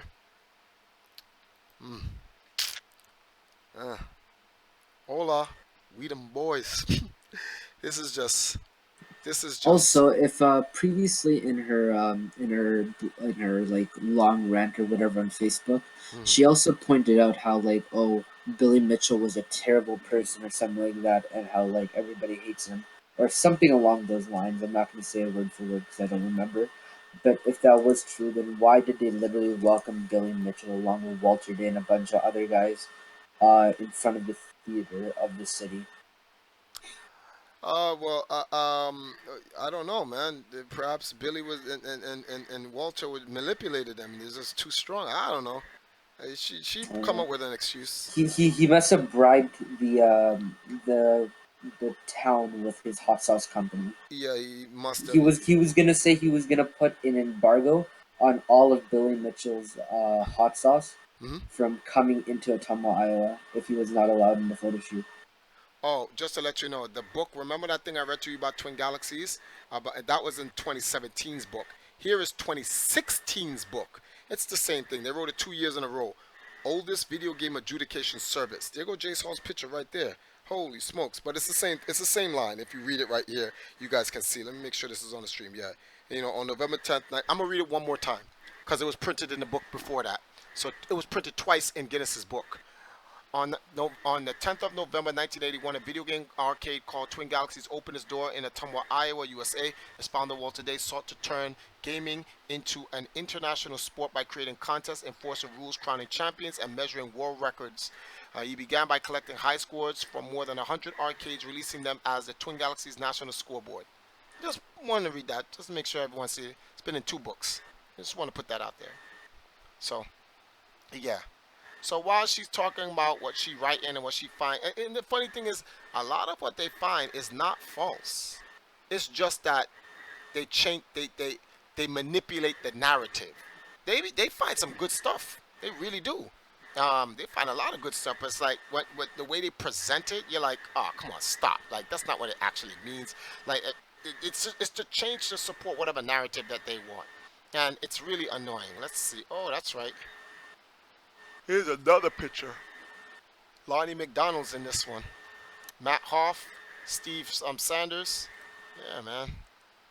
So funny. I don't know why don't these people just come down and support and just stop fighting. Just stop it. Stop fighting. Why fight? Why? Huh? Why fight? Oh man. Okay, so we are. It's all right. We are about at the 2 hour mark. and I want to leave. I need questions. I need people to play devil's advocate so that I can shoot down all of this nonsense coming up. Let me leave this picture up on the screen just to really annoy. Oops. To annoy those who will be, because I know she'll eventually watch the stream. I wanna annoy her. I want her to see this picture. Oh, wait, before we get to this picture of this gentleman right here, let's go to this picture because they were all at the debut of the movie Pixels. There go David Bishop. He represented he as executive vice president for Namco and one of the departments. And there goes Professor Toro Awatani, the creator of Pac-Man. Yes, and on that panel with the creator of Pac-Man and is Billy Mitchell himself, and he showed the creator of the game how to go through ghosts when it's impossible to go through ghosts. But video games anomalies, these things happen. Okay, so you see what it says? Billy Mitchell, esports legend and first perfect scorer. Because Triforce calls him esports legend, but Namco hosted the 256 Pixels event at their 35th anniversary at their restaurant in Chicago, and they put that there as esports legend. But is Triforce the one that's calling Billy an esports legend? Yeah, I know. Yeah, whatever. All right, yeah, but go on. So now, Pauldron, Sahil, let it rip. Oh God. I mean, okay, Pauldron, you go first, man. Pauldron. He's trying to unmute his mic. Yeah, there he goes. Oh, he keeps. You're good, Pauldron. You're good now. Yeah, you're good now. If you Talk. talk with him. Maybe you have push to talk on. Yeah, I think he has push to talk. He kept muting himself and unmuting him. Pauldron. Pauldron, you. Wait, what are you muted meeting himself yourself? Pauldron, push to talk to you. I don't know. I guess you're gonna have to go first until he fixes whatever's going on. Yeah, it was Triforce is a god complex intimidated Pauldron out of speaking. Pretty much. Yeah. I'm such a bad person. Yeah, I know. It's okay.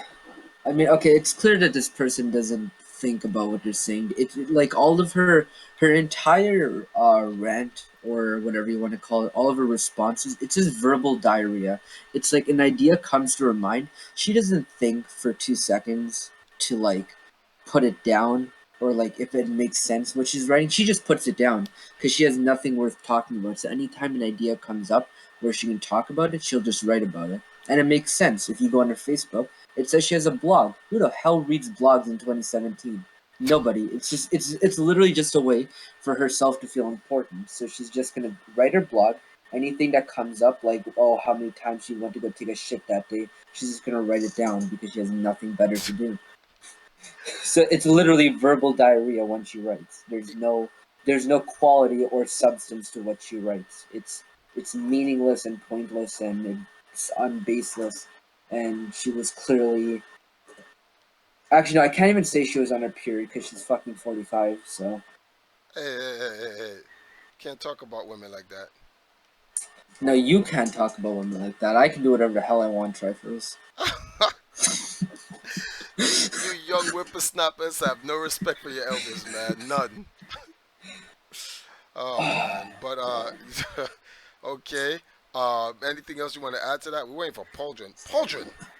Pauldron, come on, man. Okay, he left. He Let's see if disconnected. he. Here we go. Yes, we can hear you now. There Yes, you go. Okay, wonderful. Okay, good. Okay, I'm tagging you in, Pauldron. Okay, my response is not going to be as sophisticated as the Hills. When I look, first of all, I don't even understand how I got into this in the first place. I'm looking at some stuff. I end up talking to Triforce. This stuff is silly. Why in the world does she talk like a character from Ed, Edd n Eddy? She sounds like Kevin. She's calling you guys dorks and dweebs and stuff. How? Hold on. She's. I swear there's got to be a manual for how to like hurt someone's feelings, and none of this like really crazy abysmal name calling has anything to do with hurting anyone's feelings. Like, how do you feel? I'm asking the stream. I'm asking Triforce. I'm asking everybody. How does it feel to be called a dork by someone you don't even know, or someone you're not even sure is relevant or has any kind of standing in society? Like, who is this? How do I feel being called a dork by a elderly woman? She's only 50. Oh yeah, that's true. A mature woman. I'm sorry. Right. That's crazy. But we got to be careful because we're being chauvinistic and misogynist. And, we're attacking her. Although she sat here and called us No, dork. no, no. We're just addressing this young woman. Did I say young woman? This mature woman's inconsistency. Well, I mean, like this is what I'm saying. Like she talks. Wait. What did I say when we had that conversation? She sounds like a character from Saved by the Bell. That's what she sounds like. Well, her age is telling. That's definitely theirs. But Dork. her answer is gonna be, look how I got my guys to gang. That's why I wanted her to come on the show, because if she had came on the show, I wouldn't even have you guys on. Yeah, you invited her, right? Yeah, I invited her. I showed that on the Twitter in the Yeah. beginning. I invited her I, because I wanted her to come on, and then I was just gonna question her myself. I mean, like I've only heard She about her. knew she knew she was gonna make herself look like a dumbass in front of everybody, so she just pussied out. Well, according to her, Ironic. according to her, I was just gonna be here to make fun of her. Wait, hold on. No, I'm. That's not fair. Let me not do that to her. One moment. Um, I don't want to speak for her. I'm going to. You're just gonna put it there. No, I'm just gonna get the screenshot. Oh, I hope she Yeah. didn't delete it. Did she delete it? Well, she Oh, can't delete your screenshot. no, no, I don't have a screenshot. All of this is live. This is on. This is running online. It's a wonderful thumbnail, by the way. Okay, she didn't delete it. Good, she didn't delete it. So let me go. She says, "What? So you can leech interest off of me and feed your trolls? No What? thanks." What trolls? First of all, That's what she said. And then The trolls get insta banned in EMP, so I'm not a troll. I'm a meme lord. well, the point is that's why she didn't want to come on the show. She didn't. Well, I want to call it the show. She just didn't want to You come have on the to show. you have to be somewhat relevant in order to get memes made of you. Yeah, so I just wanted to, yeah, I wanted to, we're going to go back to this picture with Billy with the thing says esports legend and first perfect score. And that's just so, I know this is pissing people off. So, but yeah, pretty much, that was, her thing. So, my thing is, I'm attacking her the way I'm attacking her now is because she called me a sellout. Had nothing, like, I could deal with, the house boy or whatever thing. I could deal with that. That's not a problem to me. But you call me a sellout? Like, I just find that ironic to call me a sellout when, like, I'm over here literally protecting the integrity and the history of Ottumwa, Iowa, and Twin Galaxies as a whole, and she's sitting there butchering it, talking about we're creating our own narratives and all this other nonsense. Hmm. I'm like, what? And I'm like, I mean, given the history that's been that you've illustrated of her involvement with Walter and all of them, mhm. it seems like she's a hypocrite, calling you a sellout. Yeah, she is because she's no longer with the boys in the band or anymore. Those guys are scumbags and this and that's and whatever is it that she constantly calls them or whatever the case may The be. one the one where she compared you and Billy's whole like legends and emperor and stuff like that to like a game of Dungeons and Dragons, and she made that really cringy comparison for herself. It just seemed like a really emotional response. There wasn't a whole lot of logic there. There wasn't a whole lot of consistency. It was just kind of a whole lot of emotion. And man, it was cringy. I'm not touching this one with a 10-foot pole. After we get done with this evisceration video, I'm not Uh, bringing this back up. so, but okay, so I'm like, your thoughts on the other stuff? Because I know you. I think I deflated your the passion because before this Well, video, we talked about this in depth when we first got into it. yeah, I know. So I think I really took the No, no, no. passion. I'm not deflated or anything like that. I just don't know what to pick out at this point because it's just been crazy, man. Because so all right, let's talk about something. Let's talk about something that means something. So Uh, based on some of the information that I provided, what are your thoughts about Twin Galaxies being the video game capital of the world and the birthplace of esports? What's your actual thoughts on that? can you repeat that 1 second? I tuned out for a sec. What are you cut out for me. You cut out for me. I need to oh repeat it again too, please. what are your actual thoughts on Twin Galaxies being the video game capital of the world and the birthplace of esports. You mean Ottumwa, Iowa? Not Ottumwa, Iowa. Oh, I said Twin Galaxy. Ah, but you said two galaxies. Yeah. same thing. Twin Galaxies came out of Ottumwa, Iowa. Well, I mean, like I got what you meant, but Okay. So okay. just so What I I have to just well, you sorry go to cut first. you. Go I'll ahead. just okay. So I have some really brief to say, right? Okay, so right now, even though esports is blowing up, right, it's still an industry that spanned maybe 2 generations max, right? Esports shows no signs of slowing down, and there's obviously no chance it's gonna die. So I think that while it's obviously not gonna be some kind of mandatory thing you take like English or something, it's gonna be something where in high school 40, 50 years from now, you're going to start getting elective courses, which are like the history of video games and esports and like just getting into the industry and stuff like that, like co-op programs and such and such. And if they ever write textbooks about it, which I think definitely is a possibility, you're going to be seeing at the beginning of every single textbook the origins with Walter Day and Ottumwa, Iowa, Why do you say that? because they're the beginning. It's just like with any other any in history in any topic you talk about, you always start with the beginning, right?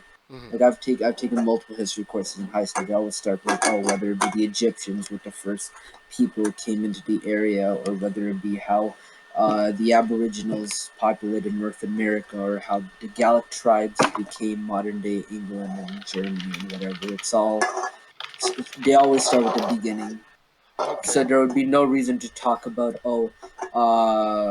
so esports started when Tryndamere and Rise decided to found Riot Games and then rip off Dota 3, which was a rip off of Dota. Did I just say Dota 3? Oh my fucking god! Dota Uh, two. Dota two. but okay, we all know they all came. They all originated from It was a mod of Warcraft. Warcraft Yeah, that it led was to Modern Dota, Warcraft. We and all then that led to know. League of Legends. Yeah, but it's not going to start from there. It's going to start from the beginning, because to understand everything else and how it got to where it was, you need to understand where it all came from. Now, granted, a lot of people can argue, Walter Day didn't have anything to directly do with the founding of like the pro league scene or anything. And while you're technically right, it's still the fact that he set up the infrastructure that made esports something that was even in like the social like dialogue of like something to talk about.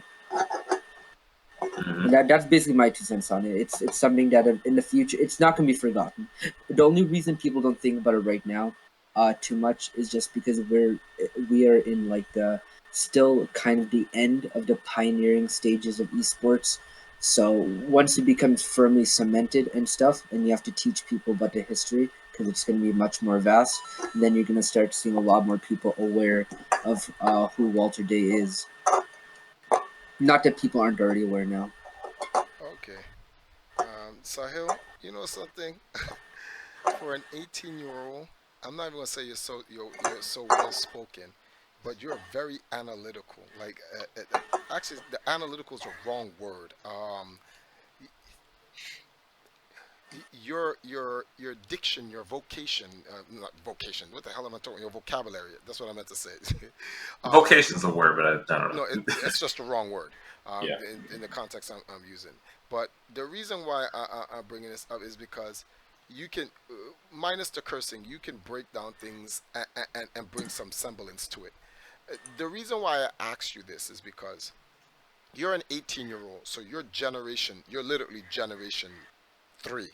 Because I consider myself generation two, although there's only, in reality, there's only 2 generations to all of this. But I consider myself to be generation two. But you're generation three, and Yeah, it's debatable, either 2 or 3, but they both apply. yeah, the reason why I say this is because it feels good to know that we have people in from your generation who are learning about this and understand and don't reject it, because not too long ago there's a lot of these guys were rejecting this because they're just like, oh, I've heard stories from some of the gamers in modern times now who say Twin Galaxy is just a bunch of old men trying to relive their history and so forth. What are your thoughts on that? What are your thoughts on that as a Well, comment? I think I don't want to go too deep into it because a lot of it is just like sparked from ignorance. But I think a lot of people assume, right? a lot of the animosity that comes towards like Twin Galaxies and stuff Mhm. is by people who misconstrue what the message of Twin Galaxies is, and when people say, "Oh, Twin Galaxies founded esports," they think that people are trying to claim that because of like Twin Galaxies was there founding the Kespa Cup in Korea, or they were there helping Blizzard develop Warcraft and Starcraft, or they were there developing Dota and League of Legends and CS:GO and all these games. Obviously, they weren't there doing it. It's just that everything has a starting point. It's not necessarily that everything is interconnected, but it's all starting points. Mhm. So a lot of people might just jump to a wrongful conclusion that we're saying that, oh, Twin Galaxies was directly involved in this and this. No, we're not trying to take away from what all these people did. We're not saying that it's like these people didn't do anything and it was all Twin Galaxies. It's just like Twin Galaxies did this first. Yeah, that's all that's being said. They Yeah, set up it. it's literally just people misunderstanding. It's not that they hate Twin Galaxies.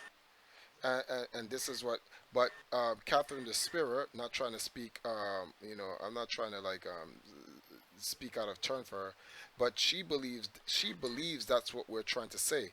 What are your thoughts on her understanding of esports as a as a as someone who's well versed in League of Legends, because you like League of Legends. She made a statement saying that, you know, the stuff that um Walter was doing back in the days for like with Twin Galaxies, like with the arcade gaming. She doesn't consider that esports. She considers that to be competitive gaming. Do you agree with her assessment? No, because competitive gaming could literally be me with the Atari 2600 or whatever coming home and like hypothetical situation. I wasn't even alive back then, right? But me coming home with that system with Pong installed on it or whatever two-player game is there, and competing with my brother. That's competitive gaming, right? You're not doing it for a living, but you're still competing in it, right? Examples of games that are uncompetitive, which can still be argued as competitive because of speed running, are Mm, single-player games like Breath of the Wild, of recently, or any basically single player game really. But again, speedrunning can make those competitive as well. mhm. But esports is where you start to see a lot more bureaucracy added into the scene, a lot more structure, a lot more foundation. If you want to talk about such and such, you know where to go. There's um there's a hierarchy. That's the most important thing. There's a hierarchy to it, which structures everything. Okay, so here's my question to you then. Do you think that the infrastructure that Twin Galaxies had, or actually still has it, but what they had, do you think that is that qualifies them as an esports organization? Yeah, it obviously qualifies them as an esport organization. I mean, you can obviously argue that perhaps maybe even though I'm not like the most well versed in everything about Twin Galaxies, I'm Mm, sure there's some things about them you could argue could have been managed better or didn't really make sense at the time, possibly. But yeah. at the end of the day, the core roots of them are they're an esports organization. They literally had the founder going across the country, looking at each arcade, looking at their leaderboards, and on a freaking piece of paper with a pencil writing down who has the top score. He, I, he literally he literally traveled the United States just so people could know who's the best. Hmm. but they're saying that's not, that wasn't that. Some people argue that he just did that, for his arcade, but he didn't even have an arcade open at the time, or Yeah, it's no, it's whatever, man. They can think whatever they want, but the truth doesn't change regardless of what they think. See, I just wanted to bring that up. Let's take a look at what some of the people in the chat are saying. Esports versus being homeless. Um, well, versus being homeless. Well, as you can see, I'm in a home. Um, my name's not on the lease, but I pay rent, and yeah, I guess that's. It's funny when I go to New York, I see a lot of people in Times Square homeless sleeping in the street. Hmm. And I love when people try to make these comparisons with their personal lives, and they're like, you see a life on TV. A guy works a respectable job behind a desk, he, 9 to 5. He makes a living, and he comes home. He pays his rent and stuff like that. He has family time, and everyone believes that if you're not living that life, you failed. Such a Yeah. stupid robotic thing. So Yeah. stupid. Well, you got to keep in mind that's what in order for companies to get further, they need to make sure that everybody in the country has that mindset. So they market to make people think that that's the ideal way of living. Okay, this is why I should have never left the chat because a lot of stuff was said and I really should have. Okay, let me go to some of these things. So let me see something here. All right, I'm sorry. So Rizzy S dot says her talk is OP. Uh, Um, one Also, just saying, Triforce. yeah. Sorry to cut you off. Just a side thing. We should next time we do something like this, we should definitely start it earlier because like we had like 37 viewers and stuff all listening in, but as the time goes on, people have to go to bed. Their Everybody's dad starting has to to go. die, Yeah, I including know. me. So I'm sorry. In 15 more minutes, we'll be done anyway, and this will be up for everyone to review tomorrow. So, but Right. yeah, you're definitely right. We I'm need I'm to I'm expecting a 50,000 character like reply from her. a- She's angrily written reply. she's willing. I have no problem with her replying. In fact, I'll pin her first reply. I'll Maybe pin. she'll hire another documentarian who doesn't know who she is. See, the thing is, this is the thing. What she's gonna do, I'm gonna tell you because this is it's the way the chessboard is laid out. She only has a certain amount of moves left, and I'm gonna let her have the moves. She can't win the game. It's already stupid. Yeah, you know what's crazy though? She's probably happy about this because this gives her an excuse to write something about her in her blog that people are gonna read. Damn. Oh my god, Triforce and the Man in the Mask were making fun of me, and there was some 18-year-old kid on there who were making fun of me too, and they're chauvinists and they hate women. Uh, well, there's no way I can hate women because I have my wife laying right here. Honey, fix yourself. But yeah, I have my wife right here in my bed, so I don't know where that whole I hate women comes from. I don't know what that's about. If And she pulls that stuff, if she pulls oh, that stuff, my wife, she goes to please. work. My wife works at Flow, the biggest telecommunication service provider here in Jamaica. And guess who stays home and takes care of the baby? I do. Triforce is a stay-at-home But dad. I thought houseboys weren't allowed wives. Whoa. Oh, whoa, damn, houseboys be. I think she's done now. Oh, if she had any black friends, she's in trouble now. Oh Oh man, my I don't know how goodness. she gonna do it. It doesn't bother me because I've dealt with racism. Like I deal with racism every day. I've there it is. I've become jaded and desensitized to it. I Like think she's jaded. I think when the people resort to racism or racial slurs, people resort to that when they can't stand on their own 2 feet. So I think it was just. that's I when think you it was one of those. Sorry. You go ahead. that's when you know you're winning. That's when you know you're winning whatever the conflict is because they have to resort to the name calling. They have to say something derogatory or completely left field. They can't just keep it. They can't keep it to what it needs to be because they feel they can't get a point across. So it has to go there. Like I don't. There was no reason to call me a houseboy. None. There's just none. Like, why would you go there? Because Billy's white and I'm black, and because I'm siding with Billy. And the thing is, I'm not even siding with Billy because me and Billy's friends. I'm siding with Billy because it's wrong. Like, what's said about him is wrong. That's the Bruh. reality behind it. Like, I'm not making this up. I'm not creating some type of falsity about her or anything like that. Someone made a claim. Someone put out a source. Someone did not put the context behind the source. I corrected the source. I'm a houseboy for that. Wow. Hmm. I turned into a houseboy for that. I still think this whole thing is extremely suspicious. We're getting so close to the Hall of Fame, and all these guys are getting their records attacked. Oh, nah. Some guys multiple times. Some people multiple times. That's what it is. I'm glad you brought that up.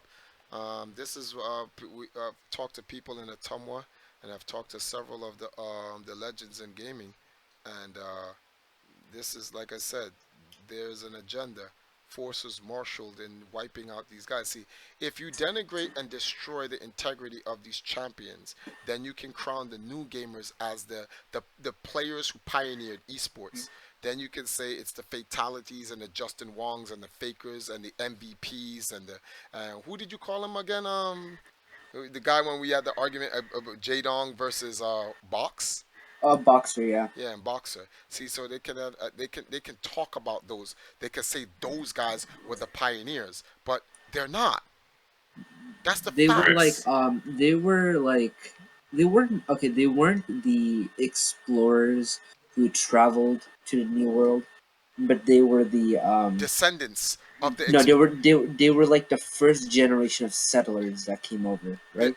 like Like from the Europeans going to North America and discovering the land, right?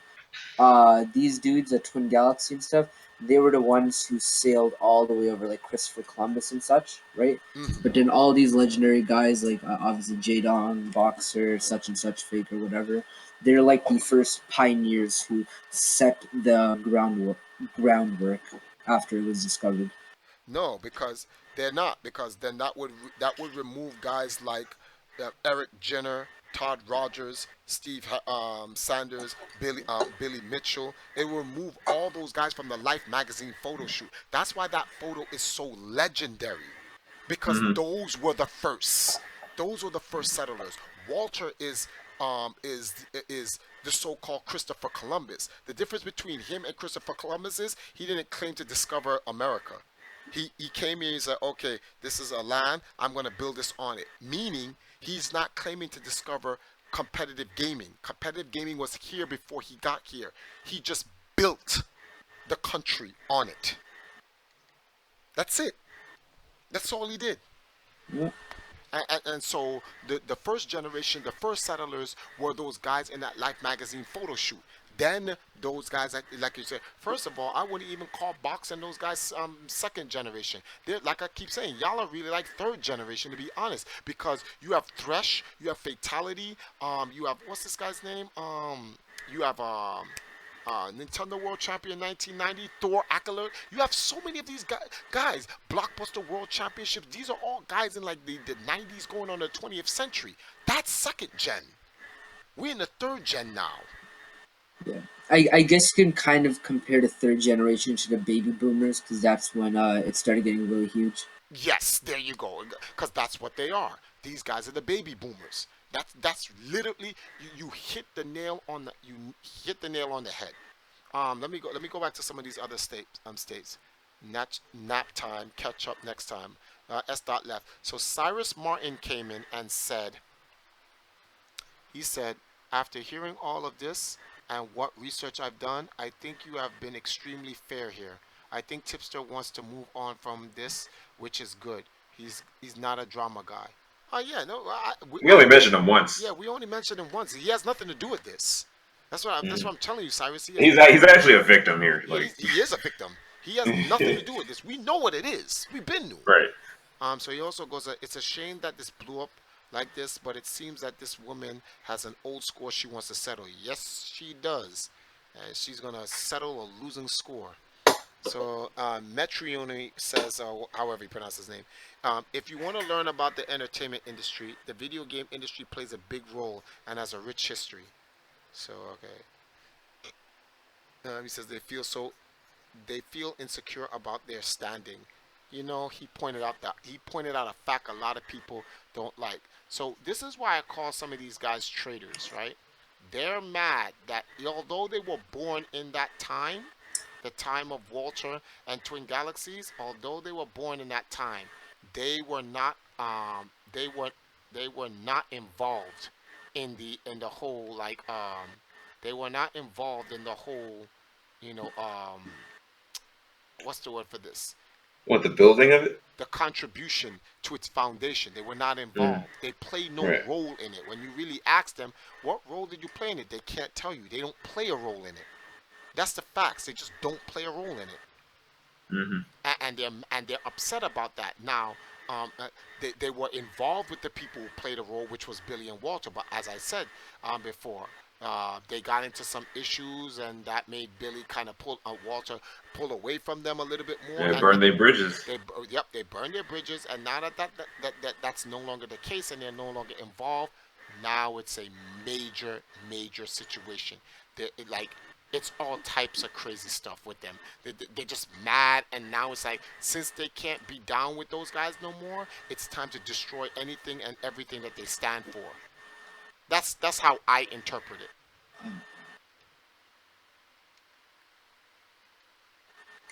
That's how I interpret it because I just don't believe there's any other way to interpret it. Yeah, Triforce, just check DMs really quick in the group chat. Will do, will do, will do. Yeah. 1 second, guys. Give me a second. I want to go back up and read the rest of the groups.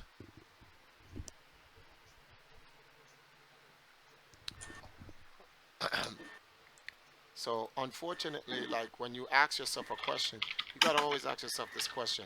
Okay, she says she was playing these video games, Doom and all these other games and stuff like that. I don't know why. She knows my history as a competitor. Right, she knows my history and to the players that I've been associated with, representing my team. I don't know why she would even.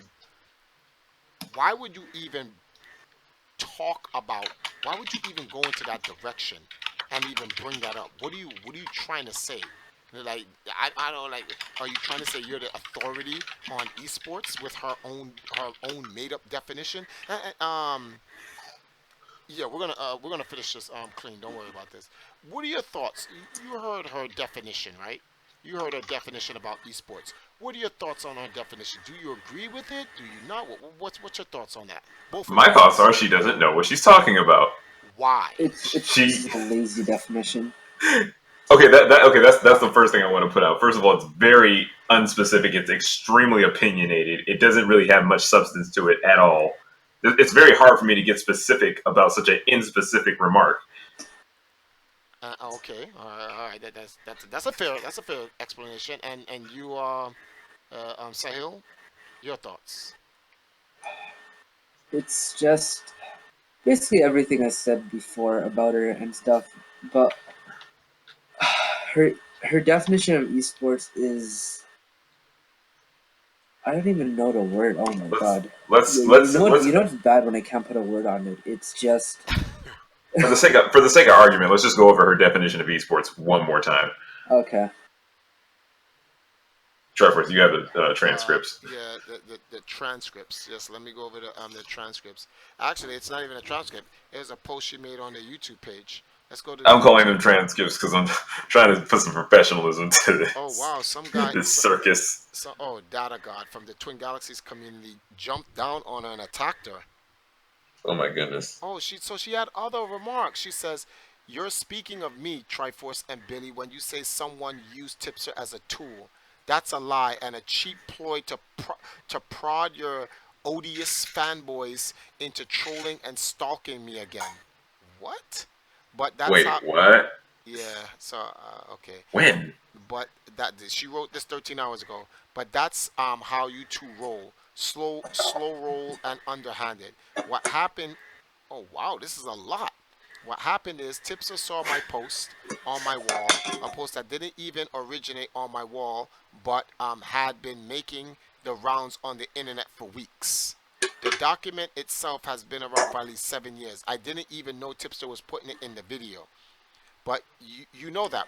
But you know what? I'm glad he did because um, had he not, you two wouldn't have made this bizarre and painfully paranoid video for all to see.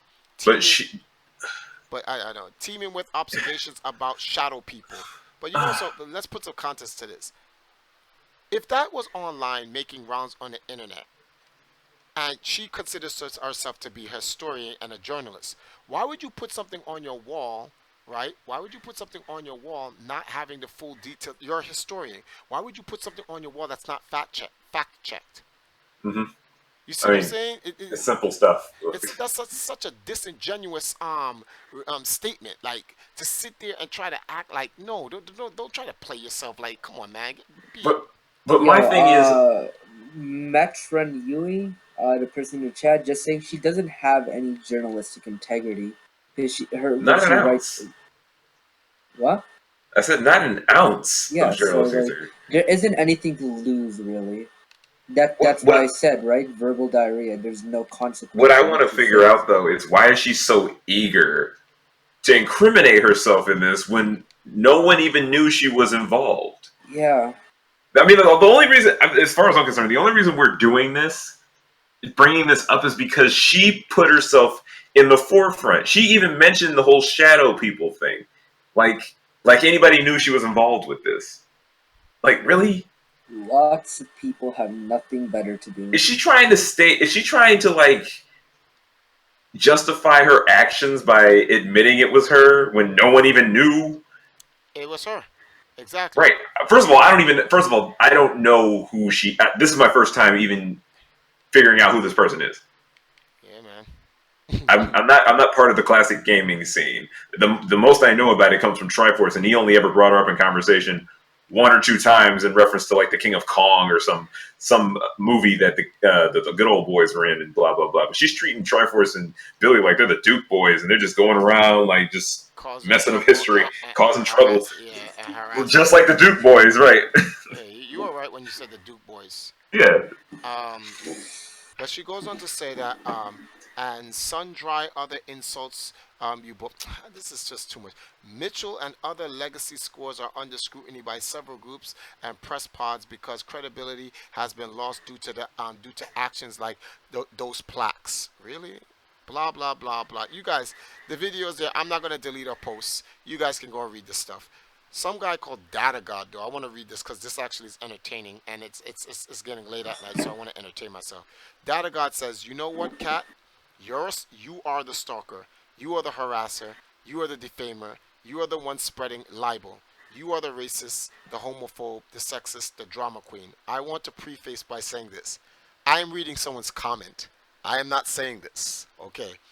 You are the one who hell bent on destroying a gaming community that shunned you for your tricks and tiresome ploys. You are the one that contacts people, employers, their spouses, their friends. Whoa. You are the one that gives ultimatums. You are the one that throws temper tantrums. You are the one that sees Nazis hiding under every bush. Racist, you, sexist, you, crazed, radical, feline, you. The person who wrote this My post man's is going in. it's called Data God. Let me just put this up on it. I want to put this here so no one can say that was Good lord. Triforce. Oh my It's Good right there. lord. That was just Yeah. him. So Is this a and guy on Facebook? no, he's a guy from the Twin Galaxy community. A guy I don't get along with. We're not Oh, you don't. friends. Oh, you don't get along with Data God? Nah. Oh, No, I'm looking at his stuff right now. He's got his own. He's got his whole own thing. Like, I wish somebody would try to say this was you. In fact, he was one of the people that voted to ban me off the Twin Galaxies forums for race baiting. So yeah, I can't talk on the Mhm. Twin Galaxies because according to them, I race baited. So I mean, yeah, but here he then is, why and is he like this is. defending you now? He's not defending he's him. not defending me. He's He's attacking her. defaming. Yeah, Yeah, he's attacking Kat for her antics. yeah, we are not friends. That's for sure. So like, But you see what I'm talking about here. Universally, she is not a great person. yeah, there are she has issues, but according to her, I'm because of me, these people are attacking her. I see how she blamed me. Something she did, she's blaming me for it. Yeah, She I she don't think wrote the that's very post. balanced. She wrote the post, not me. I had nothing to do with her post. Like,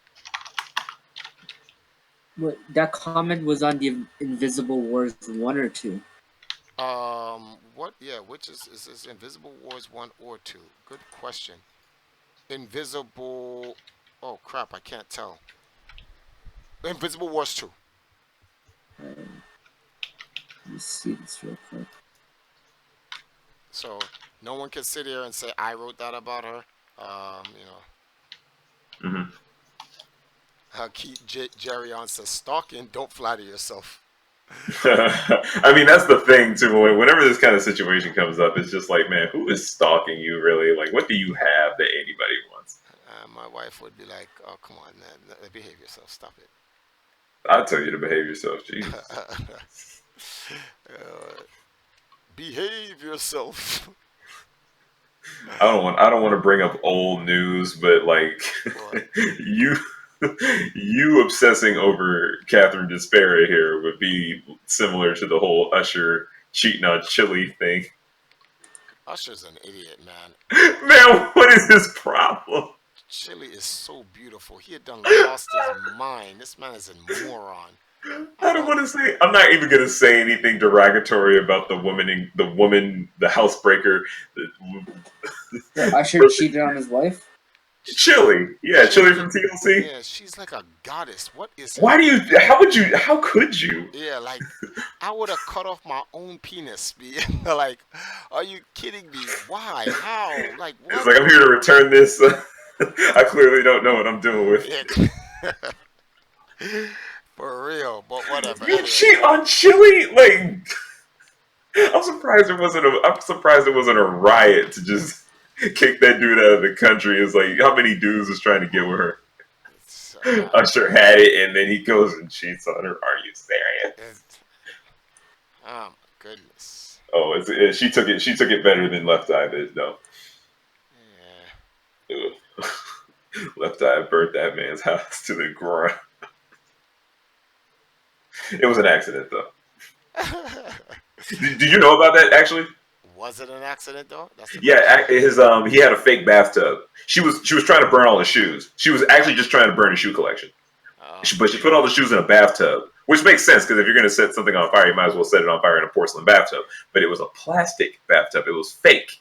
oh, then he got exposed. And the bathtub melted. The fire got out of control. She didn't know what to do, and so the house burned down.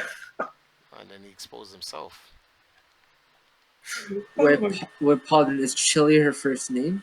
I'm not sure exactly what her name Just is. put Chili TLC. Honestly, yeah, that's all you need. When you see her, you're gonna be like, no. She was her and T Boss were arguably the best looking women in that group. Not saying Left Eye didn't look good. I'm just saying Left Eye had more of that roughneck kind of look to her. Fuck's wrong with Usher, man? Yeah, Right. that's what He wasn't even around when this was relevant. exactly. Okay. That's exactly what we was. Everyone says that about Usher. Like, what is your He malfunction? will never live that down. You can Like- never live it down. That Like, just you had the opportunity to come home to that every single day for the rest of your life. Wait. Actually, Google the woman he cheated on her with. What's her name? What's her name? What's her name? I don't know. Just type in Usher. cheats Just on type in Usher Usher cheats on cheats Chili. on Chili with. Oh, I'm not saying anything about her. I'm not going to say anything. I'm just going to let him Google it. I don't want to speak ill of that woman because I don't know her, and I. No, but come on, we're just being realistic. I don't even have to say anything. She's not on her level. Like, Even hold on. Let's just be realistic here. Even if she was on that level, like that's just it stupid. doesn't make sense to cheat on Chili. Yeah, exactly. If you're just doing it for what's that word? If you're just doing it for vanity, it doesn't make any sense to cheat on Chili. Wait. Makes no sense. Hold on, Sahil. Maybe I can find it for you. Is it this? Because if it's this, then I'm fucking done. Is it this bitch right here? Yes. Oh my fucking god. Yes. Oh my fucking god. Oh, It's too late for this. It's too This late for this. this literally makes me. It's too late for this trash. she must have. She had to. Look at him. Look at him, though. She must have had to have excelled in other areas that Chili clearly could not hold weight in, because there is no other logical reason.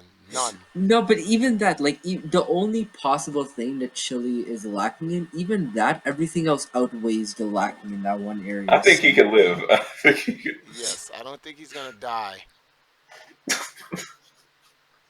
Like, what? He must have been real unhappy in that relationship with everybody's favorite TLC member. You know what makes me laugh at Podrick? Podrick makes me laugh because it's like he finds true funniness in this. Like he's like, I wonder if it's more like bewilderment. Are you bewildered? Look. I was like, oh my god, I don't even think I was a teenager when this happened. Okay, and even then, I thought this was messed up.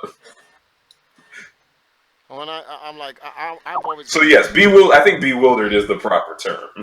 Oh, okay. Give me a second. Oh, this is gonna be the last person. We're gonna bring someone into this room, right? Oh really? Oh yes, we're gonna bring one person into this room. Our nice sponsor, Miss. Cause I actually should have brought him into this room a long time ago, because I definitely wanted to get his take. Cause he's an old schooler, comes from our era, Right. right? He's Chinese, and he's all into games, old school and new school. I want to get his thoughts on it. He watches the whole like esports thing. Mist, are you there? Oh, he's in here, but you know something? We probably should have used a private room rather than a private call. I just didn't want anyone coming in the room at the time. Wait, oh, Well, we have private rooms now, don't we? yeah. Um, Give me 2 seconds. Let me see some. Hold Wait, on. wait. He's back. He's back. He's back. Let's see if he can talk. He's Yo, can you hear me? there. He goes. There we go. Okay, I never mind. Okay, yes. What's going on? So, Okay. have you Sorry, been? Have I've been a little busy before, but I just need to say one thing before. Actually, I want to cover a couple things. First off, sorry for jumping in so late. I was working on a script, and I was talking to my cousin about a couple of things and stuff like that. But I just found out. Like, I don't know if you've been reading the news lately about the whole Harvey Weinstein thing. no. Um, Who's Harvey Weinstein? I'm not it's familiar. it's this producer that has a lot of power in Hollywood, and just recently, I forgot which news source, but like a really big news source. I think it's like New York Times or something like that. But they revealed that he was involved in a lot of sexual harassment, assault on a lot of female actresses and stuff, actresses, and this shit is huge, Well, huge can I news. say something about that though? I'm pretty sure I could be wrong, but I'm pretty sure it wasn't that the New York Times or one of the news outlets revealed it. It was that one or two women came forth about it, and after that, all the other women who also were affected but were hiding and also came forth. And No, no, no, no. What this happened included first? Angelina Jolie and Gwyneth Paltrow. There were no, no. They started coming out after this article came out, and now more people are coming out. Especially this actress Rose McGowan. I don't know if you guys remember, but on Twitter, not only was she revealing what Harvey Weinstein did, she also revealed like certain like she called Ben Affleck out on certain things. So the long story short is her Twitter account got suspended. Now I want you to think about this for a second, okay? There are so many people on Twitter that have used like notable people that have used the N word. Our freaking moron of a president started saying like nuclear weapons and saying a lot of despicable shit. Hmm. And none of these motherfuckers, All right. excuse my language, Oh yeah. none of these people got banned or suspended. And now here's this girl who's revealed that she's been a rape a victim of powerful people in Hollywood, okay, and is calling out other actors, other people in the industry for either supporting it or staying quiet and so forth and so forth. And her Twitter account got shut down. So what I want to say is I have a Twitter account, and what I'm about to do is just like a drop in a bucket, okay. Mm. I'm gonna delete my Twitter account. I'm not gonna use their platform. I'm not gonna use their social media. Anything Twitter involved, I'm just not gonna use it. And you know what? I urge everyone else to do the same thing because this is messed up. Well, okay, I want to say one thing about this, right? Now, I'm not going to jump to conclusions because we need more information about it first. But I was talking to Paulin about this before, and he did bring up a good point that this whole thing sounds a lot similar to the Bill Cosby situation, and we know Triforce's thoughts about the whole Bill Cosby situation. So we don't know. We don't know if Ben Affleck or Harvey Weinstein were trying to like buy anything big at the time, but No, no, no, no. it, Okay, I understand the whole thing with Ben Affleck and other actors keeping their silence because Terry Crews he tweeted a whole thing about why he kept silent when something happened to him. Okay, it affects their career. I understand. Okay, but my whole point is this girl, this actress, this former actress is revealing dirty shit that happened in Hollywood, and her account got suspended. I want you to think about that for a second. This Oh, whole thing with all right. Weinstein is there is no alternate story to this. It blew up. He got his ass. well, that's not gonna do anything. It's just gonna cause more attention, so it made no No, sense no, wait, for wait, all them to right. suspend it. First of all, two things. Okay, so like that is something that we can definitely talk about in our Discord. Not that because we're streaming something. I don't know if you know we're streaming about the Twin Galaxies thing. So, Oh, I know. That's why I said that. I wanted to get this thing off my chest. I wanted to say that. oh, okay. Like, personally, I'm gonna delete my Twitter account because this is messed up. I'm just sending a message to your current viewers right now. I strongly urge them to do the same thing because this is messed up. We have these these morons in political power spewing ugly, hateful shit, and their shit is not suspended. You Well, understand? This yeah. is messed up. No, You no, that know? this is that's how mainstream works, and stuff like that. The powerful people, they own a thing. But I would have to. This is why I want to talk about this afterwards. Like if we do a little chill stream for a little bit, I'll talk about this afterwards because not talking about deleting Twitter is the worst thing that you can do. What we need to do is everyone talk about it now. Let Twitter delete everyone. They can't. They delete everyone is counterproductive. They kill themselves. They'll literally be gutting themselves. So let we all should be talking about this so that now it comes to attention. The reason why they deleted a woman's Twitter account is because by deleting her Twitter account, she can't speak out and defend herself. They tried to make an example of her. Yeah, they're trying to make an example. But what if everyone else starts tweeting? If everyone starts tweeting, not only do you address the original problem that they tried to silence her from, but nothing can be done because so if I were you, rather than deleting your Twitter, I would make a tweet and or talk about it on Twitter and get the conversation going and get more people to tweet about it, and more people to tweet about it, and more people to tweet about it, and the Yeah, more like people start a hashtag. yeah, the more people start to talk about it and the more people start to tweet about it, they cannot control it. What they're hoping is guys like you delete your Twitter because this is exactly what's going to happen. Other people are going to be like, I understand she's wrong, but I use my Twitter for X, Y, and Z, and I'm not going to delete my Twitter for her. And whatnot, and that doesn't make them wrong. But it's you have to look at it from a strategical standpoint. From a strategic standpoint, it just doesn't. It's not going to help her, and it's not going to help her, and it doesn't help the situation at overall. Anyone deleting, use the platform. That's why she used it. She used the platform because she knew she could get the word out. They silenced her. She can always make a new account. She needs to tell her friends to talk about it, get her friends of her friends to talk about it, and then the public starts talking about it. That's the power of Twitter. But going, I'm gonna delete it. That's exactly what they want you to do. That means all the dissenting voices will no longer use the platform to say anything, and all the other people who are neutral won't talk about it anyway. And then the people who are against it, well, they're gonna go against it and defend the guy anyway. No, don't feed into the how to make them win. Oh, you want to delete hers? Then I guess you're gonna go delete mine, and then another person. Then I guess you're gonna delete mine. Then start deleting everyone. When You delete one of us, you delete all of you us. delete That's all the of us, power of myself, baby. and they can't do that because if they delete everyone, then they delete, Twitter loses. Just letting you know, Triforce stream's hitting about the 3 hour mark now. Okay. Oh wow. Then we were supposed to So yeah, let so Miss speak his piece on this. I mean, I'm dying of a headache over here. I gotta get to sleep. yeah Um, yeah we Uh, you're right. You're right, Triforce. You're absolutely right. You're right. I knee-jerk reaction. I thought that doing that would be sending them a message, but you're right.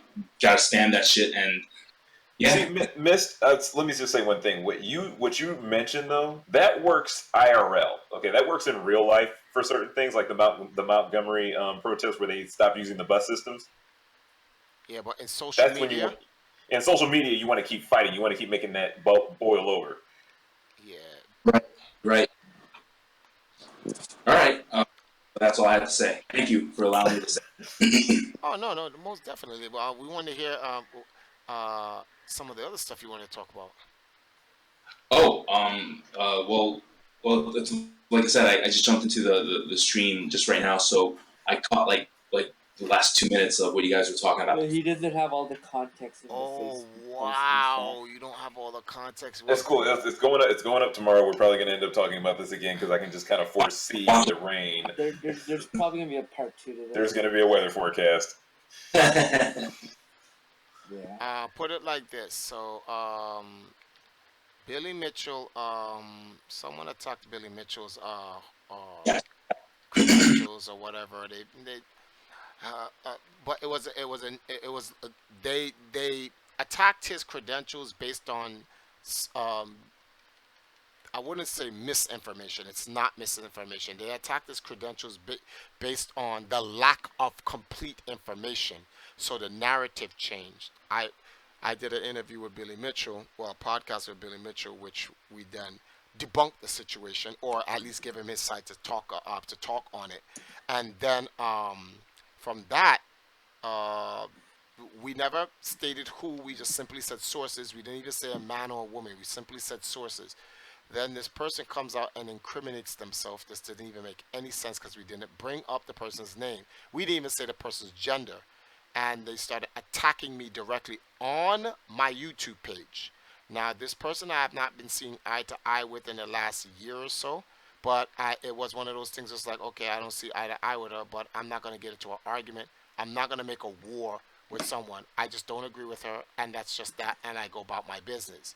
She, on the other hand, didn't see it to be that way. She, on the other hand, felt that she needed to kind of put me in my place. Started calling me names, and then guess what she called me? She said, "So Billy Mitchell's white, right? And I'm black." And she says, "You know something?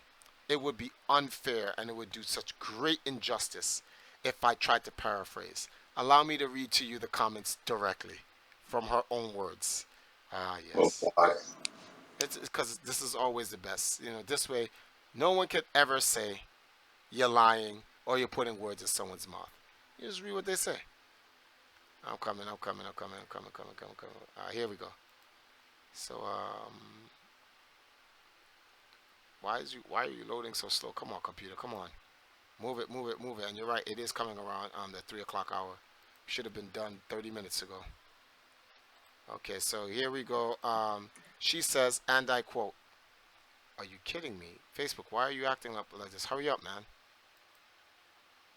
She says, other than nauseating me with the way he lets that scumbag Mitchell use him like a houseboy, I've never had ill feelings to him.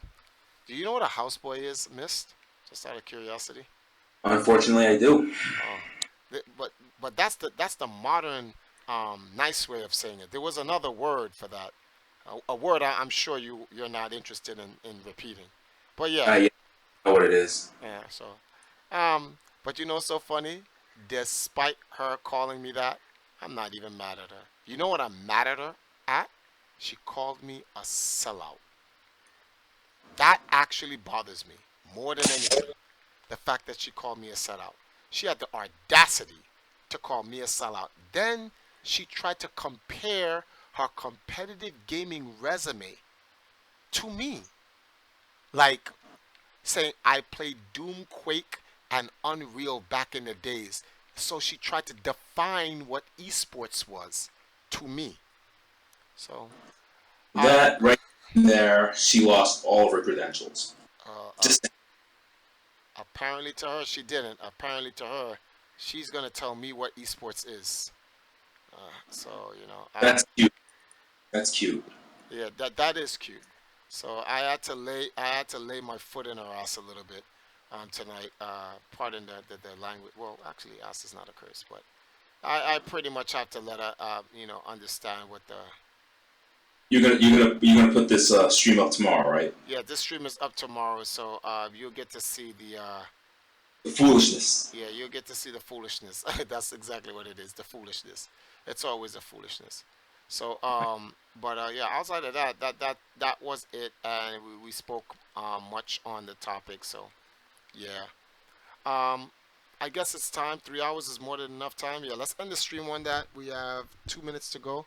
Thank you for joining us at this. And don't go to sleep if you want to talk. I can stay up for about an hour more, hour longer. So Oh, I know you're I tired. can't. I gotta go to sleep because I need to keep working on the script, and I almost burnt myself out today just by thinking and just working on it. And yeah, I mean, I'll tell you more about it tomorrow. But I definitely. I'll be available for tomorrow. But thank you for coming on, Miss. Thank you, Sahil. Thank you, Black Pauldron. Someone donated today. T Belly donated $10, and this wasn't a stream for any donations. This was a stream to eviscerate somebody who's been a pain in the butt from the classic gaming scene. So wait, that wait. By the way, why did you take away the change? the change. What are you talking about? Yeah, you know the 2,800 something something 66 cents. Why'd you take away the cents? I didn't touch anything. So You someone Somebody donated, donated to yeah, even it out. to even it out. I don't know what I guess it's coming up. We'll see who was okay? affected. Because I don't see the zeros at the bottom at the end anymore. I figured that you're like, yo, enough with the 666 shit. Oh no, it wasn't me. Somebody I guess donated something. $5. Let me see. Sorry, what did here do the $5? Nori Mac $10.